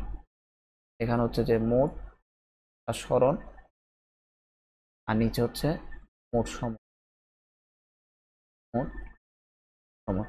তো আশা করি এখানে তো বলতে পারবো যে সরণ কোনটা। আমরা তো দেখে আসছি যে এটা হচ্ছে তার সরণটা, যে আদি এবং শেষ বিন্দুর দূরত্ব, এটা হচ্ছে সরণ। তো অর্থাৎ আমাদের অতিভুজটা বের করতে হবে। যে যদি এখন বের করি যে সুতরাং সরণ যেহেতু অতিভুজ, তাহলে আমরা কি লিখবো, যে 3 স্কোয়ার প্লাস 4 স্কোয়ার, ওভারঅল এটা আসে কত, 9 যোগ 16 25, তাহলে এটা আসে কত, 5 কিলোমিটার। তো 5 কিলোমিটারকে যদি আমরা মিটারে নিয়ে আসি কত আসে, 1000 দ্বারা গুণ করলে এটা 5000 মিটারে আসে। তাহলে এখানে আমাদের মোট সরণ হচ্ছে কত, যে 5000। আর মোট সময় হচ্ছে কত, মোট সময় হচ্ছে t1 প্লাস t2, যে t1 প্লাস t2 মোট সময়টা। তাহলে এই 5000 আর নিচে হচ্ছে কত, যে 2 যোগ 3, ওভারঅল আমাদের কত আসে, যে এটাকে যদি আমরা হিসাব নিকাশ করি নিচে আসে 5, 5 5 কাটা দিলে অর্থাৎ 1000। অর্থাৎ তার গড় বেগ হচ্ছে এটা, যে 1000 মিটার পার সেকেন্ড। তো এরপরে আসো আমরা হিসাব করি যে তার গড় দ্রুতিটা। দেখো এখানে একটা জিনিস, যারা হচ্ছে এই দূরত্ব আর সরণ এখনো বুঝতেছো না, তারা হচ্ছে প্রথম লেকচারটা দেখে আসো, এই দ্বিতীয় অধ্যায়ের। তো ওখানে আমরা দূরত্ব আর সরণ নিয়ে অনেক ডিটেলস অনেকগুলো অঙ্ক করেছি। তো ওখানে হচ্ছে ওটা দেখলে আশা করি যে দূরত্ব আর সরণ নিয়ে ক্লিয়ার হয়ে যাবে। তো 2 নম্বরে আমাদের হচ্ছে কি বের করতে হবে, যে গড়। এরপর আমাদের গড় দ্রুতিটা বের করতে হবে, যে গড় দ্রুতি হচ্ছে মোট দূরত্ব আর নিচে হচ্ছে মোট সময়। তো মোট দূরত্ব কত, দেখো প্রথমে সে গেছে 3 কিলোমিটার, এরপর কত গেছে, 4 কিলোমিটার। তাহলে মোট দূরত্ব হচ্ছে কত, 3 যোগ 4। আচ্ছা আচ্ছা, আমরা আগে করে বের করে নিই যে দূরত্বটা একবারে, তাহলে সুবিধা। দূরত্ব হচ্ছে কত, 3 যোগ 4, ওভারঅল 7 কিলোমিটার। তো এটাকে আমরা মিটারে কনভার্ট করলে 7 ইন্টু 1000, ওভারঅল 7000 আসে। যে 7000 মিটার। তাহলে আমরা একবারে লিখে ফেলি যে এখানে হচ্ছে 1000 মোট দূরত্ব হচ্ছে 7000, মোট সময় কত ওই 2 সেকেন্ড প্লাস 3 সেকেন্ড। এটা আমরা হিসাব নিকাশ করলে 7000কে যদি আমরা 5 দ্বারা ভাগ করি আমরা পাচ্ছি কত 1400। তাহলে এটা হচ্ছে তার গড় দ্রুতি। তো আশা করি বুঝছো যে গড় বেগ আর গড় দ্রুতিটা কিভাবে বের করলাম। তো এরপরে প্রশ্ন হচ্ছে এটা, তো প্রশ্নটা একটু পড়ো। আচ্ছা, তো এখানে প্রশ্ন আমাদের যেটা বলছে যে একজন ব্যক্তি এই বিন্দু হতে 4 মিটার সেকেন্ড ইনভার্স বেগে যাত্রা শুরু করে বি বিন্দুতে যায় এবং বি বিন্দু হতে 6 মিটার সেকেন্ড ইনভার্স বেগে যাত্রা শুরু করে পুনরায় এই বিন্দুতে ফিরে আসে। ব্যক্তির গড় বেগ আর গড় দ্রুতি কত? তো আসলে প্রথম আমরা এর একটা ফিগার ড্র করি যে এ বিন্দু আর এটা হচ্ছে বি বিন্দু। তো প্রশ্ন হচ্ছে এমন যে একজন ব্যক্তি এ হতে বিতে উনি 4 মিটার সেকেন্ড ইনভার্স বেগে এ হতে বিতে গেল, আবার এই বি হতে তিনি হচ্ছে ফিরে আসছে। ধরো এটাকে এবার উল্টা করে আঁকি, এরকম যে বি হতে সিতে উনি এখানে ফিরে আসছে, তখন হচ্ছে 6 মিটার পার সেকেন্ড বেগে, অর্থাৎ বি থেকে আবার এতে ফিরে আসে। তো এখন বলছে যে তার গড় বেগ কত আর গড় দ্রুতি কত। তো দেখো গড় বেগের জন্য আমাদের মোট সরণ বের করতে হবে, আর দ্রুতির জন্য কি মোট দূরত্ব বের করতে হবে, প্লাস মোট সময় বের করতে হবে। তো দেখো আমরা ধরে নিচ্ছি যে এ থেকে এই যে বি এর দূরত্ব, উনি কিন্তু দেখো প্রথমে এ থেকে বিতে গেছে, আবার দ্বিতীয়তে কি বি থেকে এতে আসছে। দেখো প্রতি ক্ষেত্রে তার অতিক্রান্ত যে পথটা আছে সেটা হচ্ছে সমান, অর্থাৎ এ থেকে বি এর দূরত্ব হচ্ছে আমরা ধরে নিচ্ছি ডি। এখানে তো আমরা এখানে ধরি এ হতে বি এর দূরত্ব ধরে নিলাম ডি এটা। তো প্রথম ক্ষেত্রে যখন উনি 4 মিটার সেকেন্ড ইনভার্স বেগে এ থেকে বিতে গেলেন, তখন ওনার কতটুকু সময় লাগছে সেই সময়টাও কিন্তু দেওয়া নাই। তাহলে আমরা এই প্রথমে এই টি1 বের করব, যে এ হতে বিতে যেতে ওনার সময় লাগছে ধরো টি1 বের করব, এরপরে যে বি থেকে এতে আসতে তার সময় লাগছে কত টি2। এখন হয়তো একটা প্রশ্ন আসতে পারে যে ভাইয়া দুইটা ভিন্ন ভিন্ন সময় কেন হচ্ছে? কারণ দেখো প্রথম ক্ষেত্রে তার বেগ 4, এরপরে বেগ হচ্ছে কত 6। দেখো প্রথম ক্ষেত্রে তার বেগ কম ছিল, তাহলে এ থেকে বিতে আসতে তার বেশি সময় লাগবে। এরপর হচ্ছে বি থেকে এতে যখন আবার উল্টা আসতেছিল তখন তার বেগ কত 6, এই ক্ষেত্রে সময় কি কম লাগবে। তাহলে দুইটা ভিন্ন সময় লাগবে, একটা টি1 ধরে নিলাম আর একটা হচ্ছে টি2। তো আমরা এটা লিখি যে প্রথম ক্ষেত্রে অর্থাৎ যখন এ থেকে বিতে যাচ্ছিল তখন ওনার কত সময় লাগছে, যে প্রথম ক্ষেত্রে প্রয়োজনীয় সময়, প্রথম ক্ষেত্রে প্রয়োজনীয় সময় টি1। তো দেখো আমরা একটু আগে বেগের একটা সূত্র দেখছি না, একটু সুন্দর করে লিখি যে টি1।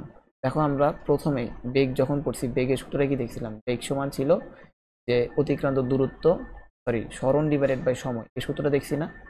তো এইখান থেকে আমরা টি সমান কি লিখতে পারি, এভাবে লিখতে পারি না যে সরণ ডিভাইডেড বাই বেগ, এভাবে লেখা যায় না। তো দেখো আমরা প্রথম ক্ষেত্রে তার প্রয়োজনীয় সময় অর্থাৎ এই পরিমাণ দূরত্ব অতিক্রম করতে ওনার কত সময় লাগছে, তো এটাকে আমরা সমীকরণ সমাধান করলে কি টি সমান এটা লেখা যায়। তো প্রথম ক্ষেত্রে তার প্রয়োজনীয় সময় আমরা এ থেকে বি পর্যন্ত এই যে দূরত্ব এটা কত নিচ্ছি ডি না, এখানে লিখবো ডি। আর ওনার বেগ কত ছিল, বেগ হচ্ছে 4। তো প্রথম ক্ষেত্রে হচ্ছে এটা, ঠিক আছে। অনুরূপভাবে আমরা হচ্ছে ওনার দ্বিতীয় ক্ষেত্রে ওনার সময়টা বের করব, যে দ্বিতীয় ক্ষেত্রে প্রয়োজনীয় সময় টি2। একইভাবে দ্বিতীয় ক্ষেত্রে বি থেকে এতে আসছে, ওনার দূরত্ব কত হবে, দূরত্ব হচ্ছে ডি, কারণ একই পথ ডি, তখন হচ্ছে বেগ কত ওনার, বেগ হচ্ছে যে কত 6। তাহলে আমরা পেয়ে গেলাম যে প্রথম ক্ষেত্রে ওনার সময় হচ্ছে d/4, দ্বিতীয় ক্ষেত্রে ওনার সময় হচ্ছে d/6। তো এখন হচ্ছে আমরা গড় বেগ বের করব। তো গড় বেগের জন্য আমাদের একটা কি লাগবে, মোট সরণ বলতে পারবো এখানে মোট সরণ কত। দেখো এ থেকে বিতে গেল, আবার বি থেকে এতে আসছে, তাহলে মোট সরণ কত 0। যারা সরণের লেকচারটা দেখো নাই তারা ওটা একটু দেখে আসো, এই জিনিসগুলো বুঝবা না। মোট সরণ হচ্ছে 0। এবার হচ্ছে আমরা মোট দূরত্ব বের করি, মোট দূরত্ব এ থেকে বি তে গেছে একবার, তাহলে ডি, আবার বি থেকে আবার এতে আসছে আরেকটা ডি, ওভারঅল কত তাহলে 2d। মোট দূরত্ব হচ্ছে 2d। এবার আমরা মোট সময়টাও বের করি, যে মোট সময় হচ্ছে কি t1 প্লাস t2। তাহলে t1 হচ্ছে d/4, এরপর হচ্ছে t2 হচ্ছে কত d/6। এটা যদি আমরা লসাগু করি, যে ডিরেক্ট এভাবে লিখি যে লসাগু দেখো, লসাগুতে যাদের সমস্যা হয় তারা এভাবে লিখবে একবারে, যে 4 × 6, হরে যা থাকবে সব লিখে ফেলবা।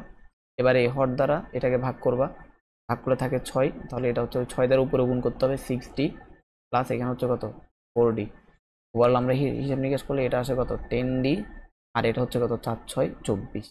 তাইলে এবার এটাকে কাটাকাটি করতে পারো, কাটাকাটি করলে এখানে আসে যে কত 5d, আর এখানে কত আসে যে 12, এটা আছে। ঠিক আছে, তো আমাদের যা যা লাগবে আমরা সব বের করে ফেললাম। এবার হচ্ছে আমরা বের করি যে তার গড় বেগ কত। তাহলে সুতরাং গড়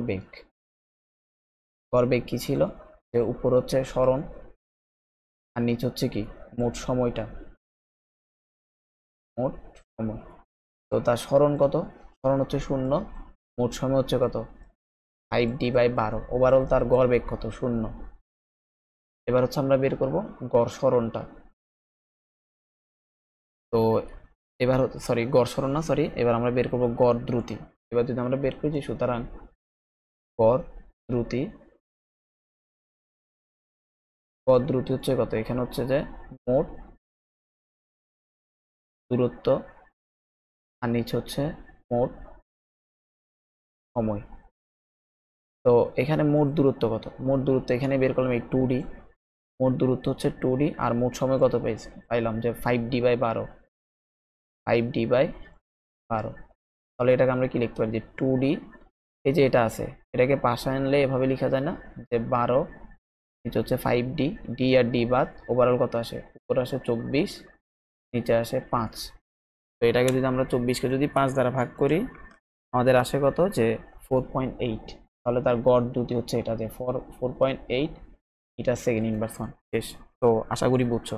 তো যাদের এখানে মেবি কয়েকজনের ঝামেলা হতে পারে যে এই লাইনটা কিভাবে লিখলাম, তো দেখো এর জন্য আমরা এক কাজ করতে পারি, যে আমরা এরকম একটা জিনিস মাথায় রাখতে পারি।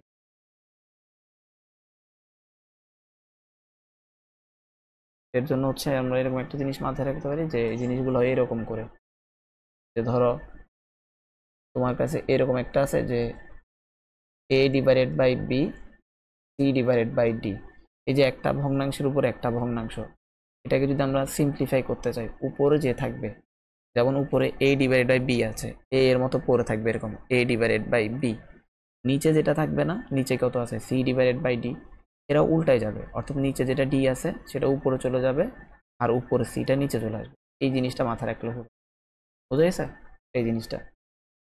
দেখো এখানে আমাদের যেটা ছিল আর কি, যে এরকম যে 2d আর নিচে হচ্ছে যে 5d/12।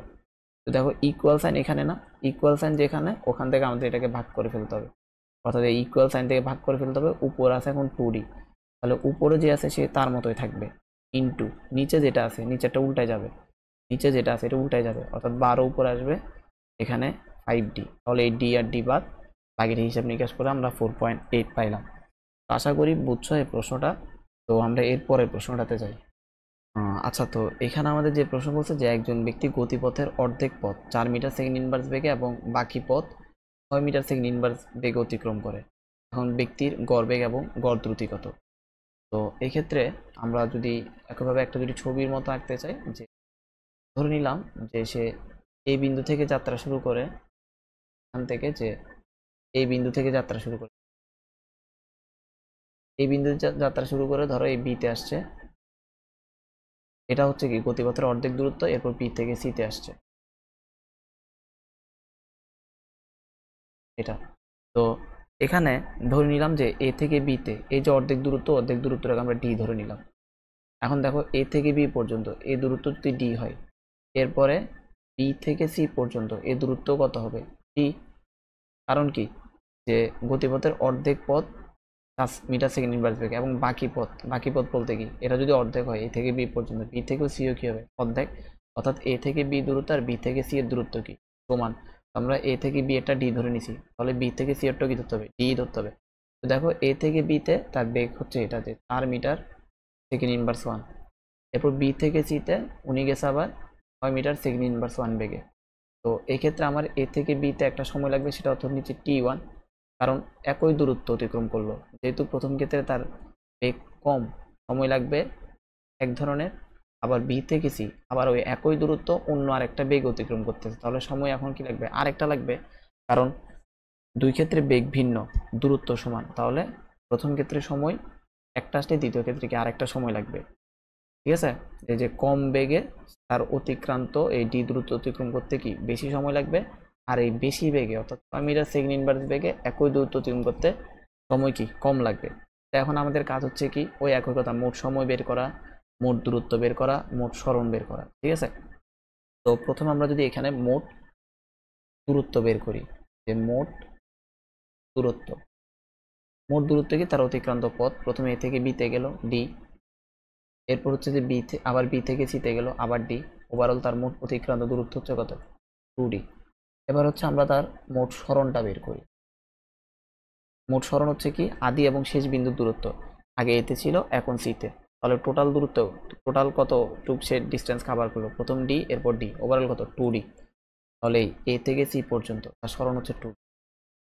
তো এখানে দূরত্ব আর সরণ সমান আসছে, সমস্যা নেই। আমরা যেটা দেখে আসছিলাম যে সরলরৈখিক পথে তার কি যে দূরত্ব আর সরণ সমান হতে পারে।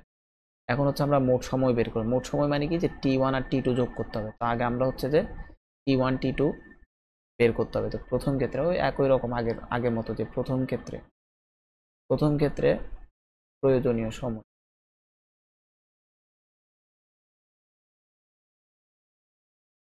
প্রথম ক্ষেত্রে প্রয়োজনীয় সময় আমরা আরেকবার যদি দেখি যে এই সময়টা কিভাবে বের করতেছি, যে T1 আমরা যেটা দেখছি যে বেগ সমান v ইকুয়াল কি এস, আমরা যেটা পাইছিলাম যে v equal S by T, তাহলে আমরা টি সমান কি লিখতে পারি, যে এস বাই ভি। তো আশা করি এই সমীকরণ সমাধানগুলো তো বুঝো।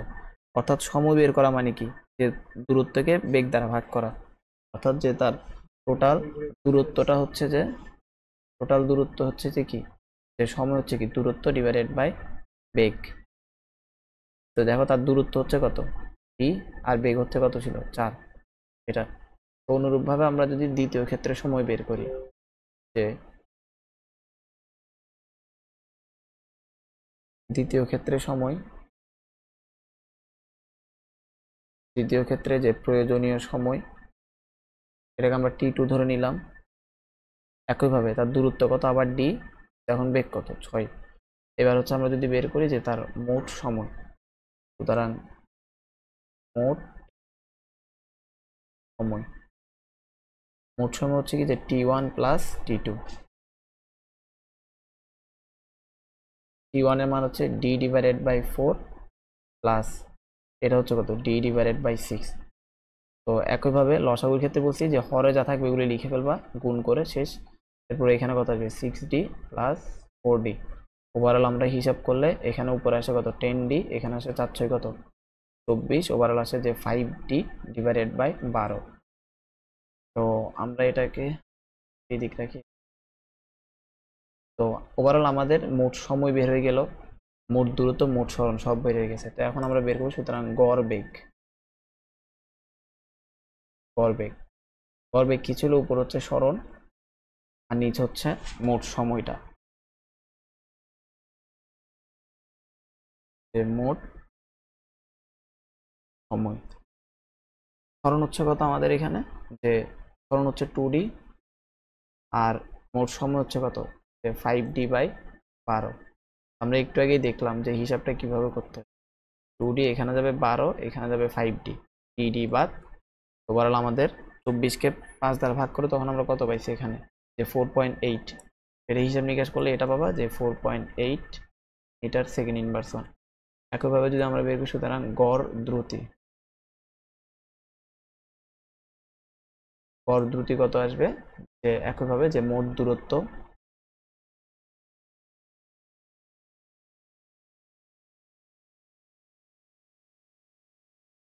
মোট সময়, তাহলে এই মোট দূরত্ব কত বের করলাম আমরা এখানে 2D, আর মোট সময় কত হয় আগেরটাই যে 5D বাই 12। এবার এটা হিসাব নিকাশ করলে এটা পাবো যে 4.8 মিটার সেকেন্ড ইনভার্স 1। তো এই ক্ষেত্রে আমাদের গড় বেগ আর গড় দ্রুতি সমান আসছে। তো এরপরে প্রশ্নটা যদি আমরা যাই যে এটা, তো এখানে যেটা বলছে যে একটি গাড়ি 3টি সমান দূরত্ব যথাক্রমে 4, 5, 6 এই 3টা বেগ অতিক্রম করে গাড়িটির গড় দ্রুতি কত। তো একইভাবে আমাদের প্রথম কাজ হচ্ছে একটা ফিগার ড্র করা। যে ধরে নিলাম যে এই হতে যাত্রা শুরু করলো গাড়িটা,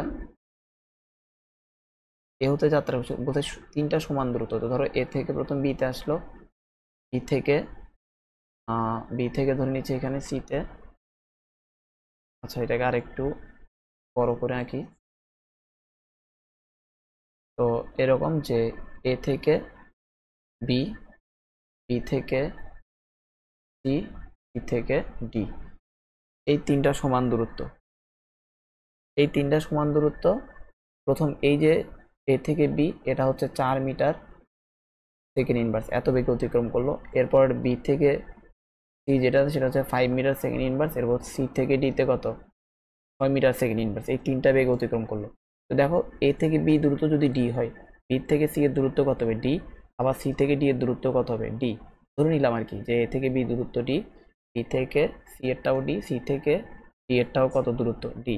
সবগুলো কেন ডি ধরে নিলাম, কারণ বলছে সমান দূরত্ব। অর্থাৎ একটা যদি আমরা ডি ধরি, পরেরগুলো কি ডি ধরতে হবে। তো তো একইভাবে গড় দ্রুতি বের করা মানে হচ্ছে যে মোট দূরত্ব বের করা। তাহলে তার মোট দূরত্ব হচ্ছে কি, যে এই টোটাল এই তিনোটা যোগ করা আর কি, যে গতি টোটাল অতিক্রান্ত পথ। তাহলে মোট দূরত্ব কত, প্রথমে ডি, এরপরে ডি, এরপরে ডি, ওভারঅল তার মোট দূরত্ব হচ্ছে টিডি। এবার হচ্ছে মোট সময় বের করতে হবে। তো এখানে দেখো এখানে 3টা সময় আসবে, এখানে T1, এখানে T2, এখানে T3। সময় কেন 3টা আসতেছে, একই দূরত্ব, যেমন এ থেকে বিতে যে দূরত্ব তা হচ্ছে একটা বেগ অতিক্রম করলো, আবার বি থেকে সি থেকে একই দূরত্ব অন্য আরেকটা বেগে। তাহলে সময় কি, দেখো আগে 4, আগে যদি 10 সেকেন্ড লাগে এখন আরো কম লাগবে, ধরো 8 সেকেন্ড, কারণ এখন বেগটা বেড়ে গেছে। আবার ওই একই দূরত্ব এখন আরো বেশি বেগে, ধরো এখন হচ্ছে 6 সেকেন্ড লাগতেছে। তো ওভারঅল আমাদের 3টা সময় বের করতে হবে এখানে। তো এটা হচ্ছে করবা, করে আনসারটা হচ্ছে যে কমেন্ট বক্সে জানাবা। আগেরগুলো বুঝলে এটাও বুঝবা, যে 3টা সময় বের করবা, T1, T2, T3 বের করবা। বের করে কি সবগুলো যোগ করলে মোট সময় পাবা। আর এই মোট দূরত্বকে ওই মোট সময় দ্বারা ভাগ করে গড় দ্রুতি হিসাব করবা। তো এরপর আসো এই এই প্রশ্নটাই কি বলছে, যে একজন ব্যক্তি V1 এবং V2 বেগে দুটি দূরত্ব অতিক্রম করে, উভয় ক্ষেত্রে একই সময় লাগে, ব্যক্তির গড় দ্রুতি কত। তো প্রথমে আমরা এটাকে একটা ফিগার ড্র করার চেষ্টা করছি। ধরে নিলাম এই বিন্দু থেকে যাত্রা শুরু করলো ব্যক্তি, এই বিন্দু থেকে যাত্রা শুরু করে বিতে আসলো, বি থেকে আবার সিতে। যেহেতু বলছে দুটি দূরত্ব, তো আমরা এখানে এটাকে এখানে ধরে নিলাম যে বি দূরত্ব। তো বলছে এখানে উভয় ক্ষেত্রে একই সময় লাগে, অর্থাৎ এ থেকে বিতে আসছে, বিতে আসতে ওনার যদি টি সময় লাগে, তখন ওনার বেগ কত ছিল, V1। দেখো এতক্ষণ কিন্তু বেগগুলো দিয়ে দিছিল, যে এতক্ষণ হচ্ছে আমাদের বেগগুলো দিয়ে দিয়েছিল, যেমন 4 মিটার সেকেন্ড ইনভার্স 1, 6 মিটার, এরকম একটা বেগ দিছে। এবার বেগটা দেয় নাই, বেগ না দিয়ে শুধু বলছে V1। এবার হচ্ছে বি থেকে সিতে উনি V2 বেগে গেছে। তো বলছে উভয় ক্ষেত্রে যে ওনার অতিক্রান্ত সময়টা হচ্ছে, মানে অতিক্রান্ত দূরত্বের ক্ষেত্রে ওনার একই সময় লাগছে। যে এ থেকে বিতে ওনার যদি টি সময় লাগে, বি থেকে সিতে ওনার কি লাগবে, টি সময়। বুঝা গেছে, এক্ষেত্রে ওনার সময় একই লাগছে। কিন্তু এখন এই দূরত্বটা কিন্তু আমরা বলতে পারবো না। আগে আমাদের বলে দিছিল একটা কথা, যে সমান দূরত্ব অতিক্রম করে। এখন কি সমান দূরত্বের কথা বলছে, বলে নাই। এখন আর কি আমরা এ থেকে বি পর্যন্ত ডি ধরে নিব, আবার বি থেকে সি আবার ডি ধরে নিতে পারবো, এটা কিন্তু আর পারবো না। কারণ এখন এ থেকে বি সমান দূরত্ব এটা বলে নাই। দেখো আগে প্রতিটা অঙ্কে এই সমান দূরত্ব, এরপর দেখো এখানে এখানে বলছে যে অর্ধেক পথ, অর্থাৎ এটা যদি এটা যা, এরপরে কি বাকি অর্ধেক থাকে। এখান থেকে সব বোঝা গেছে যে দূরত্ব নিয়ে ওখানে একটা আইডিয়া দেওয়া ছিল, বাট এখানে দূরত্বের কথা বলে নাই। এখানে আমাদের এ থেকে বি পর্যন্ত একটা আলাদা দূরত্ব হবে, বি থেকে সি পর্যন্ত আরেকটা দূরত্ব হবে। বুঝা গেছে, তো এখন এখানে আমাদের এ থেকে বি পর্যন্ত দূরত্ব বের করতে, আবার বি থেকে সি পর্যন্ত দূরত্বটা বের করতে হবে। তাহলে আমরা এখানে লিখি যে এ হতে বি এর দূরত্ব, এ হতে বি এর দূরত্ব। তো এটা আমরা কিভাবে বের করব, আমরা ওই বেগের যে সূত্র জানি, বেগ সমান কি, এখানে ছিল দূরত্ব বা সরণ s/t। তো দূরত্ব বের করা মানে কি, যে s সমান হচ্ছে কি v ইন্টু টি, এটা। তাহলে দূরত্ব বের করা মানে কি, যে বেগ ইন্টু সময়, দূরত্ব বের করা। তো দেখো এখানে বেগ কত, এ থেকে বি তে বেগ হচ্ছে v1, সময় হচ্ছে কত টি। এটা হচ্ছে এ থেকে বি এর দূরত্ব d1 ধরে নিলাম। তো একইভাবে আবার হচ্ছে যে আমরা বি হতে সি এর দূরত্ব বের করব, যে বি হতে সি এর দূরত্ব, সি এর দূরত্ব এটাকে আমরা ধরে নিলাম d2। আবার কি লিখবো, যে বেগ ইন্টু, তো দেখো বি থেকে সি তে তার বেগ হচ্ছে কত v2, সময় হচ্ছে কত টি, ঠিক আছে। তো এবার আমরা এখানে যেহেতু দ্রুতি বের করব, আমাদের মোট দূরত্ব লাগবে, যে মোট দূরত্ব, মোট দূরত্ব হচ্ছে কি এই d1 আর d2 যোগ করতে হবে। d1 হচ্ছে কত, যে v1t প্লাস v2t। তো চাইলে আমরা এখানে t কমন নিয়ে ফেলতে পারি, টিটা কমন নিয়ে ফেললে এখান থেকে v1 প্লাস v2। এবার হচ্ছে আমরা মোট সময় বের করি, যে মোট সময় কত, মোট সময় দেখো প্রথম ক্ষেত্রেও সময় লাগছে টি, পরের ক্ষেত্রেও টি, ওভারঅল কত আসবে 2t। এবার আমরা মোট দূরত্ব বের করা শেষ, আমাদের মোট সময় বের করা শেষ, আমরা বের করি। সুতরাং গড় দ্রুতি, গড় দ্রুতি কি ছিল, উপর হচ্ছে যে মোট দূরত্ব, মোট দূরত্ব, আর এখানে হচ্ছে মোট সময়।